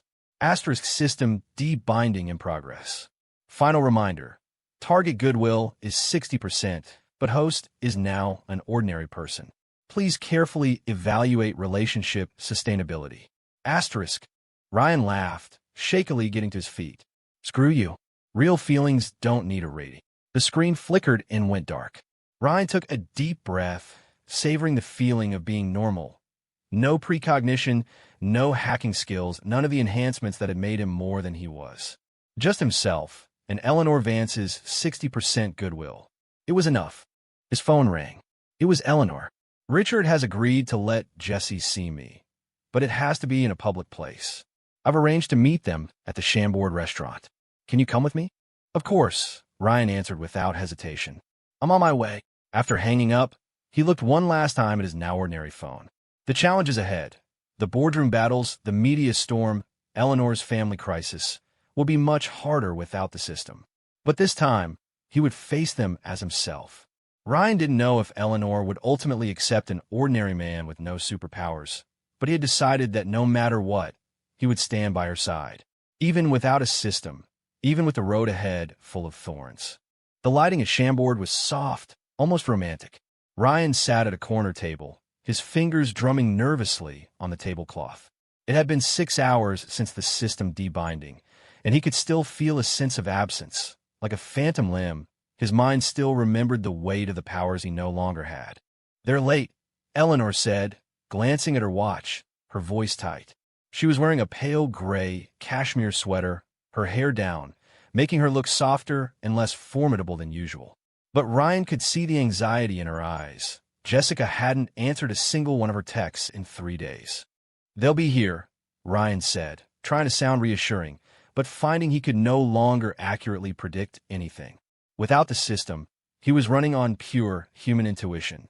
Finally, a familiar figure appeared at the restaurant entrance. Jessica Miller walked in, arm in arm with a middle-aged man. The man was tall and impeccably dressed in a dark blue suit, his features similar to Jessica's, but his eyes held a worldly, calculating glint. Richard Sterling. Eleanor whispered the name, her hand clenching into a fist under the table. Ryan quietly covered her trembling hand with his own. Stay calm. Jesse needs to see you composed. Eleanor took a deep breath and straightened her back. By the time Richard and Jessica reached their table, she was once again the picture of grace and control. Jesse, she said softly, her gaze not even gracing her ex-husband. Jessica bit her lip, avoiding her mother's eyes and clutching her father's arm, as if for protection. Her heavy makeup couldn't hide the dark circles that spoke of sleepless nights. Eleanor, long time no see. Richard smiled, his voice as smooth and rich as expensive wine. You look well. Seems the tabloids haven't bothered you much. Eleanor finally looked at him, her eyes like chips of ice. Richard, I have no interest in catching up. I'm here to see my daughter. Of course, of course. Richard pulled out a chair for Jessica and then sat himself. But before that, I think we need to clear up a few misunderstandings. Ryan saw Richard's eyes linger on him for a moment, full of appraisal and a faint, dismissive sneer. This must be your special assistant. Richard's lips curled. More ordinary than his pictures. Ryan is my friend. Eleanor's voice was sharp, and a former classmate of Jesse's. Oh, Richard raised an eyebrow. What a coincidence. Jessica finally spoke, her voice chillingly unfamiliar. It's not a coincidence. Mom, he's the stalker I told you about. The restaurant's soft jazz suddenly seemed jarringly loud. Ryan felt Eleanor stiffen beside him. She turned to him, a flicker of confusion in her eyes. I admit, bringing you breakfast was a mistake, Ryan said, looking directly at Jessica, his voice calm. But my relationship with your mother started as purely professional and grew into a friendship. Friendship? Jessica scoffed. Then do you know she has chronic stomach problems? Do you know her least favorite color is purple? Do you know that she... Jessie. Eleanor cut her off. Ryan has been a huge help to me. The company's recent crisis, if it weren't for him. Him. Jessica's voice rose, attracting stares from nearby tables. What could a programmer who just graduated a few years ago do to help you? Mom, he's playing you. All that supposed business talent is an act. A knot of pain tightened in Ryan's gut. Jessica had, unintentionally, spoken a partial truth. Those talents hadn't been his own. But now, he had to prove that, even without the system, he could still be of use to Eleanor. Mr. Sterling, Ryan said, changing tactics and turning to Richard. I imagine you've been in close contact with Mr. Harrington lately? The smile on Richard's face didn't waver. Just business. Arthur is a very insightful man. Is he? Ryan pulled out his phone and brought up a file. Then you must know that the board suspended him this morning. The evidence of his embezzlement is conclusive. Richard's eyes flickered. Young man, business isn't so simple. No, it's not, Ryan agreed. For instance, this $5 million transfer that went through an offshore company and ended up in your consulting firm's account is quite complex. Eleanor looked at Ryan in surprise. He hadn't shown her this piece of evidence. A crack finally appeared in Richard's mask. I have no idea what you're talking about. Jesse, let's go. It seems your mother isn't here to reconcile today. Wait. Eleanor reached for her daughter, but Jessica pulled away. Jessica stood up, tears in her eyes. Mom, why are you always like this? My whole life, you've trusted strangers over me. Now you won't even listen to Dad. At least he's willing to spend time with me. Jessica was practically shouting now. Instead of just working all the time like you. She turned and ran out of the restaurant. Richard stood up slowly, adjusting his suit. You see, Eleanor, Jessie is an adult. She can make her own judgments. If you truly cared for her, you'd respect her choices. He gave Ryan a meaningful look. And by the way, that so-called evidence is legally meaningless. My partnership with Arthur is completely above board. I'd advise you to keep your little friend on a leash before he gets you into real trouble. After Richard left, Eleanor sagged back in her chair, drained of all energy. Her makeup was still perfect, but the light had gone out of her eyes. That evidence? She asked in a low voice. I found it last night, Ryan admitted. It's not strong enough on its own. I wanted to find more before I told you. Eleanor shook her head. No, I mean, how did you find it? At the board meeting today, you froze up explaining the technical details, but now. Ryan knew he couldn't hide it anymore. He took a deep breath. Ms. Vance, I have to be honest with you. My previous, exceptional performance, it wasn't entirely my own ability. Eleanor watched him quietly, waiting. It was like a talent I suddenly had, and then suddenly lost, Ryan explained, choosing a version of the truth that was strange but not impossible. But my desire to help you is real. Eleanor was silent for so long that Ryan thought she was going to get up and leave. Finally, she asked softly, Why are you telling me this? Because I don't want to pretend anymore. Ryan looked her directly in the eye. Even without those abilities, I still want to be on your side. Maybe I can't be of much help to you now, but that's enough. Eleanor interrupted, her voice surprisingly gentle. You know, at the board meeting today, when you weren't so perfect anymore, I was actually relieved. Ryan was stunned. What? The old you is too perfect. Unrealistically perfect, Eleanor said with a sad smile. Like the ideal partner I imagined when I was young. Brilliant, capable, always knowing the right thing to say and do. But that's not a real person. The restaurant lights cast soft shadows on her face, making her look more vulnerable, but also more real than ever before. The person you are now, she continued, you get nervous, you make mistakes, you don't always know what to do next. That's a real, living person. Ryan's heart pounded in his chest. Then, what about Jesse? We'll figure it out. Eleanor's voice regained its firmness. Richard wants to use Jesse to hurt me. It won't be that easy. She signaled the waiter for the check, then said to Ryan, Take me home. We need to make a plan. As they walked out into the cool autumn night, her heels clicked on the pavement. Ryan walked beside her, the space between them so small he could almost feel the warmth of her body. Ryan, Eleanor stopped suddenly. You said those abilities are gone. Do you regret it? No regrets, he answered without a shred of hesitation. Those abilities gave me the chance to get close to you, but what made me stay was you. Not a system target, not a task, but the real Eleanor Vance. Asterisk Goodwill update. Eleanor Vance's impression of host. Someone to be cherished. Current Goodwill. 75% asterisk. The prompt surprised Ryan. Hadn't the system been deactivated? He quickly dismissed it as a residual echo, or maybe just his imagination. Eleanor didn't respond to his confession, but when she started walking again, her fingers brushed gently against the back of his hand, a silent promise. Eleanor's apartment was warmer and more lived in than Ryan had imagined. The living room shelves were packed with business books and a few volumes of poetry. A half-finished cup of herbal tea sat on the coffee table, and the balcony was lush with green plants. Make yourself at home, she said, taking off her jacket to reveal the silk blouse underneath. Want something to drink? Just water is fine.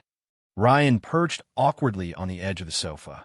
Eleanor poured 2 glasses of water and sat down next to him, so close he could smell the faint scent of her perfume. Now, tell me everything you found on Richard. For the next 2 hours, they went over every clue. Ryan was surprised to find that even without his hacking skills, he could still identify key information based on the experience he'd gained and his knowledge of the company. Look here, he said, pointing to a financial report on his laptop. Richard's consulting firm saw a 300% increase in revenue last year, but their staffing and overhead costs barely changed. That doesn't make sense. Eleanor leaned closer, her hair brushing against Ryan's arm. You're right. He's laundering money.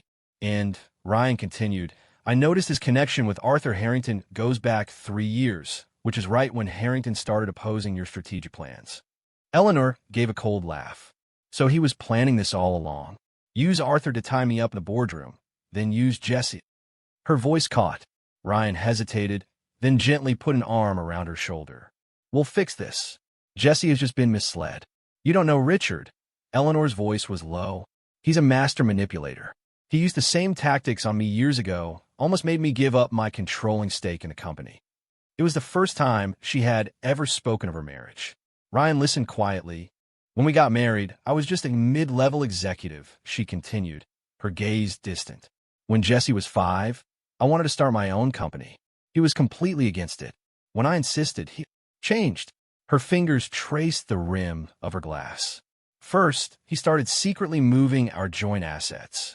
Then, when I needed his support the most, he filed for divorce, demanding I give up control of the company as a condition. But you didn't. Of course not. Eleanor looked up, a stubborn light in her eyes. I would have walked away with nothing to save the company.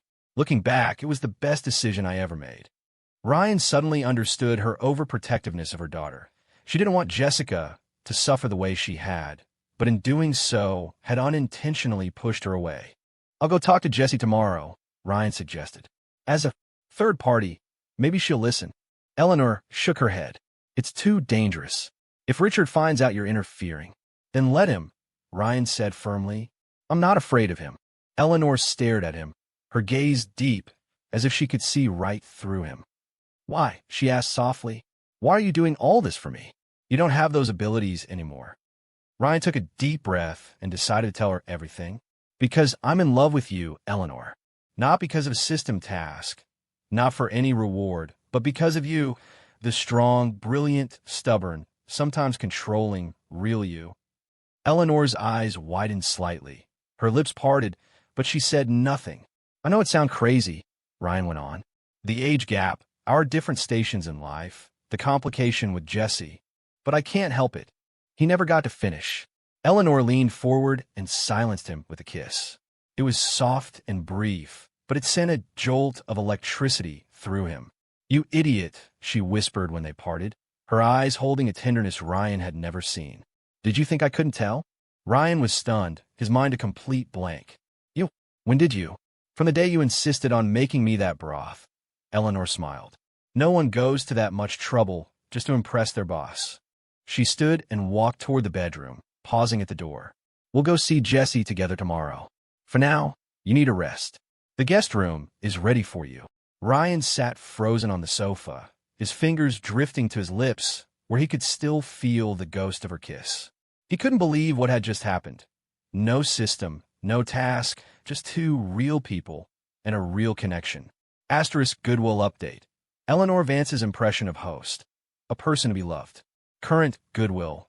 90% asterisk. The prompt appeared again, but Ryan no longer cared about the score. Real love never needed a system to rate it. The morning sun streamed through the guest room window. Ryan opened his eyes, momentarily disoriented. The unfamiliar ceiling, the feel of high thread count linen sheets, the faint scent of jasmine in the air. This wasn't his apartment. The memories flooded back. Last night's confession, the feather-like kiss, the rare tenderness in Eleanor's eyes. Ryan shot up in bed and grabbed his phone. 8:20 a.m. He'd slept in. Hearing a faint noise from outside the room, Ryan took a quick shower, threw on his now wrinkled clothes, and nervously opened the door. Eleanor was at the dining table, reading a tablet. She looked up when she heard him. She was already dressed in a business suit, her hair in a perfect chignon, her makeup flawless, as if the vulnerable woman from last night had been a dream. But when her eyes met his, her lips curved into a small smile. Morning, she said, setting her tablet down. Coffee's in the kitchen. Help yourself. Ryan nodded and walked awkwardly to the kitchen. It all felt surreal. He had spent the night in Eleanor's apartment, albeit in the guest room. He had confessed his feelings, and she had responded. The board meets at 3 p.m. Eleanor's voice came from the dining room. Arthur is suspended, but his faction is still active. I need more proof of his collusion with Richard. Ryan returned with a mug of coffee and sat across from her. I have an idea. Instead of confronting Jessie directly, let's arrange an accidental meeting. Eleanor raised an eyebrow. What kind of meeting? Jessie goes to the Cat Cafe in the South District every Wednesday morning to sketch, Ryan said. I check her social media. If you were to happen to be there, she'll think I'm stalking her, Eleanor said with a wry smile. And Richard probably has someone watching her. Ryan shook his head. You're not going? I am. Eleanor's fingers tightened around her coffee mug. That's too dangerous. If Richard finds out, he won't, Ryan said firmly. I just need a few minutes to talk to her. If she doesn't believe me, I'll at least get her to watch this. He pulled out his phone and played a short video. He'd recorded Eleanor last night without her knowledge as she spoke about Jessica, tears streaming down her face. Eleanor stared at the screen, her expression complex. When did you? Last night while you were in the shower, Ryan admitted. I know it was invasive, but sometimes seeing is more persuasive than hearing. Eleanor was silent for a long moment before sighing. Fine, but at the first sign of trouble, you get out of there. Yes, boss. Ryan grinned, earning a mock-exasperated eye roll from her. Asterisk Goodwill update. Eleanor Vance's impression of host. A trusted partner. Current Goodwill. 95% asterisk the system prompt flashed again. Ryan frowned. He'd definitely unbound the system. Why was it still here? Shaking off the question, he focused on the task at hand. The Perfect Place Cat Cafe was tucked away on a quiet side street, its decor warm and vintage. A bell tinkled as Ryan pushed the door open. He spotted Jessica immediately, sitting in a corner with a sketchbook, a ginger cat snoozing in her lap. Ryan ordered a latte and, as he walked past her table, accidentally dropped his bag. Oh, sorry, my fault, he said, bending down to pick it up, then pretending to just notice her. Jessica. She looked up, her expression instantly turning cold. You again. Are you following me? No, Ryan lowered his voice. I came to apologize. At the restaurant, I shouldn't have interfered in your family's business. Jessica glanced around nervously. My dad's people could be nearby. You should leave. Now. Give me 5 minutes, Ryan pleaded. Just 5. If you still want me to go after that, I'll disappear. Jessica hesitated, then finally nodded. 5 minutes. Sit over there. Don't make it look like we know each other. Ryan sat at a diagonal table, separated from her by a sleeping ragdoll cat. He chose his words carefully. First, I admit I had a reason for approaching you initially. But working at Vance Industries, I got to see a side of your mother that no one else does. Like what? Jessica sneered. Like the locked drawer in her office, filled with your photos and artwork. From the time you were 5 until now, not a single one is missing, Ryan said softly. Like the reminders in her phone. Jesse's period, Jesse's dentist appointment. Like her computer password being your birthday. Jessica's fingers, which had been stroking the cat, slowed. I know she's not a perfect mother, Ryan continued. She's too busy, too controlling. But she loves you more than anything. The father you're with now. Stop it. Jessica cut him off.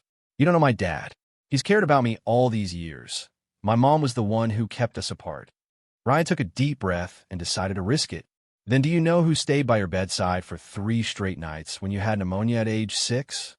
Jessica frowned. My mom was on a business trip. It was Dad. It was your mother. Ryan shook his head. She had just started her company. The funding was about to fall through, but she dropped everything to be at the hospital with you. You just don't remember because of the high fever. How would you know that? Jessica's voice began to tremble. Because she cried when she told me about it last night. Ryan pulled out his phone, turned down the volume, and played the video.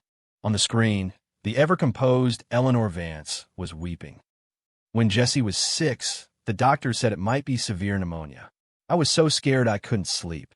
I almost lost our angel investor because of it, but I don't regret a thing. Tears welled in Jessica's eyes.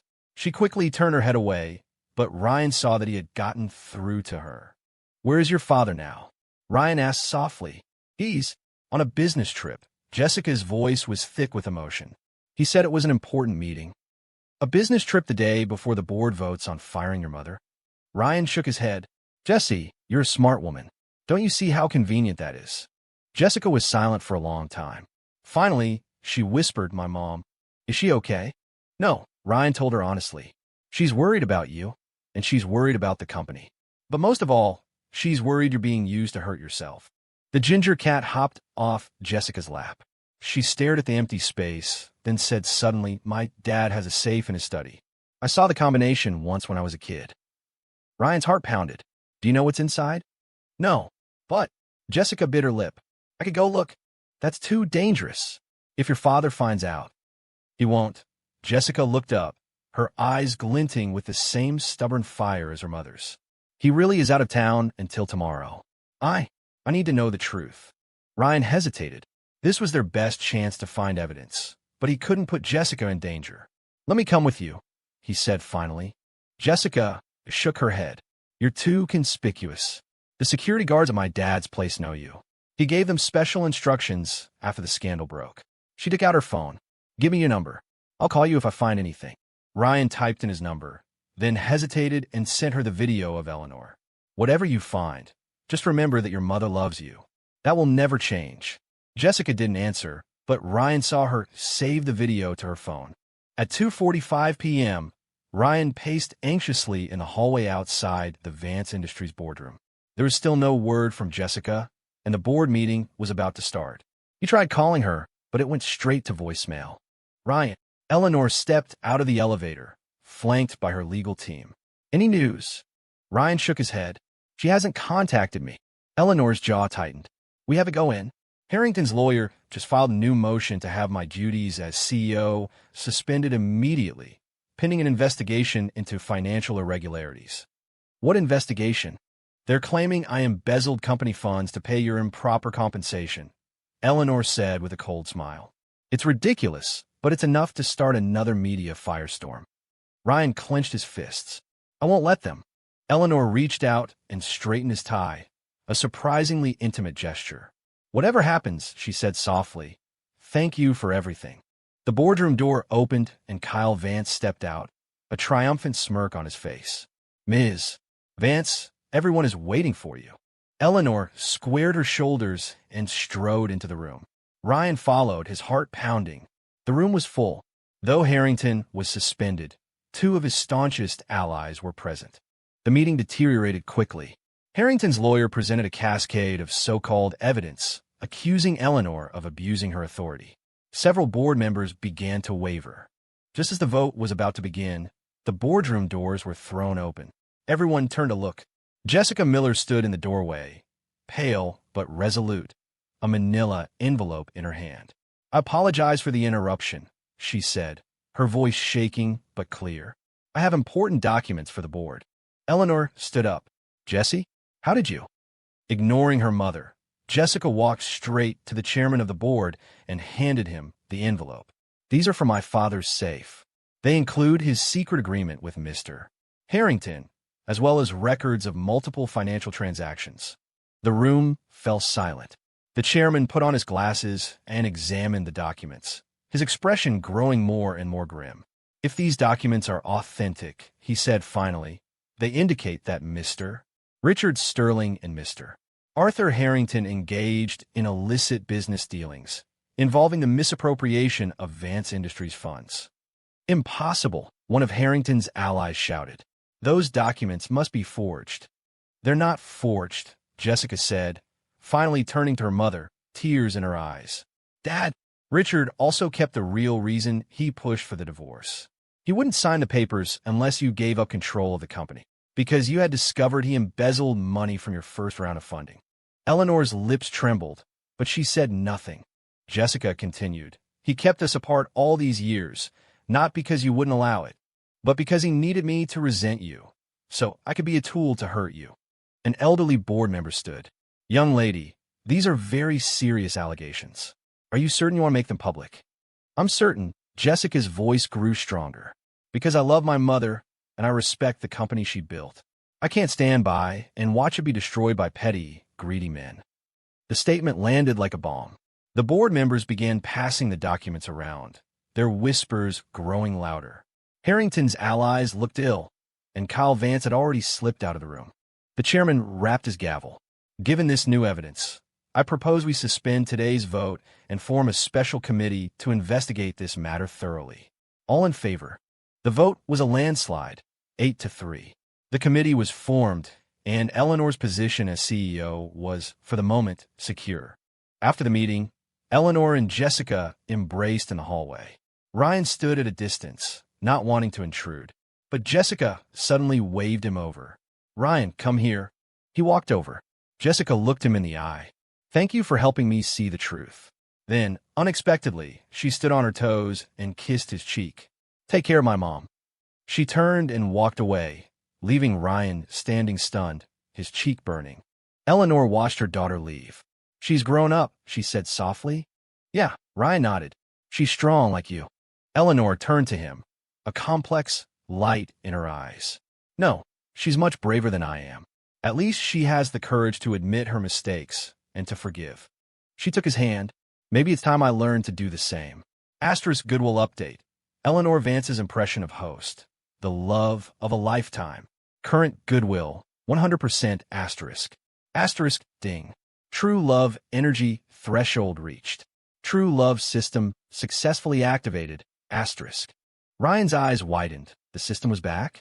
And what the hell was a true love system? What is it?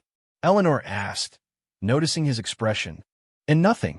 Ryan managed a smile. Just really happy. Eleanor smiled back, a genuine, warm smile. Come on, take me home. Tonight. I think I'd like to cook. You can cook. Ryan asked, surprised. Not a bit, she admitted freely, which is why I'll need your guidance. After all, you're still my special assistant, aren't you? She put a playful emphasis on the last two words, a twinkle in her eye that reminded Ryan of the powerful CEO he'd first met. But now he saw so much more, a real woman who could cry and laugh, who could be vulnerable and strong. And the system, whatever it had become, it no longer mattered. Real love didn't need a system to tell you the score. 1 year later, at the Vance Industries annual gala, Ryan stood on stage accepting the appointment of Executive Vice President of Technology. The applause was deafening. Eleanor sat in the front row, her eyes shining with pride. Beside her, Jessica, now a sophomore in college and a summer intern at the company, clapped enthusiastically. Later that night, back at the penthouse, Ryan found Eleanor in her study, reviewing documents. He walked up behind her and wrapped his arms around her waist. Ms. Vance, it's time to rest. She leaned back into his embrace. Old habits. You, on the other hand, had quite a bit to drink. I'm fine, Ryan said, kissing her hair. Where's Jessie? Back at her dorm. She has an exam tomorrow. Eleanor turned in his arms to face him. Ryan, thank you. For everything. He was about to respond when a familiar, silent prompt appeared in his mind. Asterisk true, love, task complete. Reward, a lifetime of happiness. Asterisk. This time, Ryan didn't feel surprise, only a quiet sense of rightness. He answered in his thoughts, thanks. But even without the reward, I've already received the greatest gift of all. He lowered his head and kissed her, knowing with absolute certainty that this wasn't part of any system's design, but the simple, inevitable gravity of two hearts finding their way to each other. Outside, a bright moon hung in the sky, casting a gentle, knowing light on a love story that was once impossible.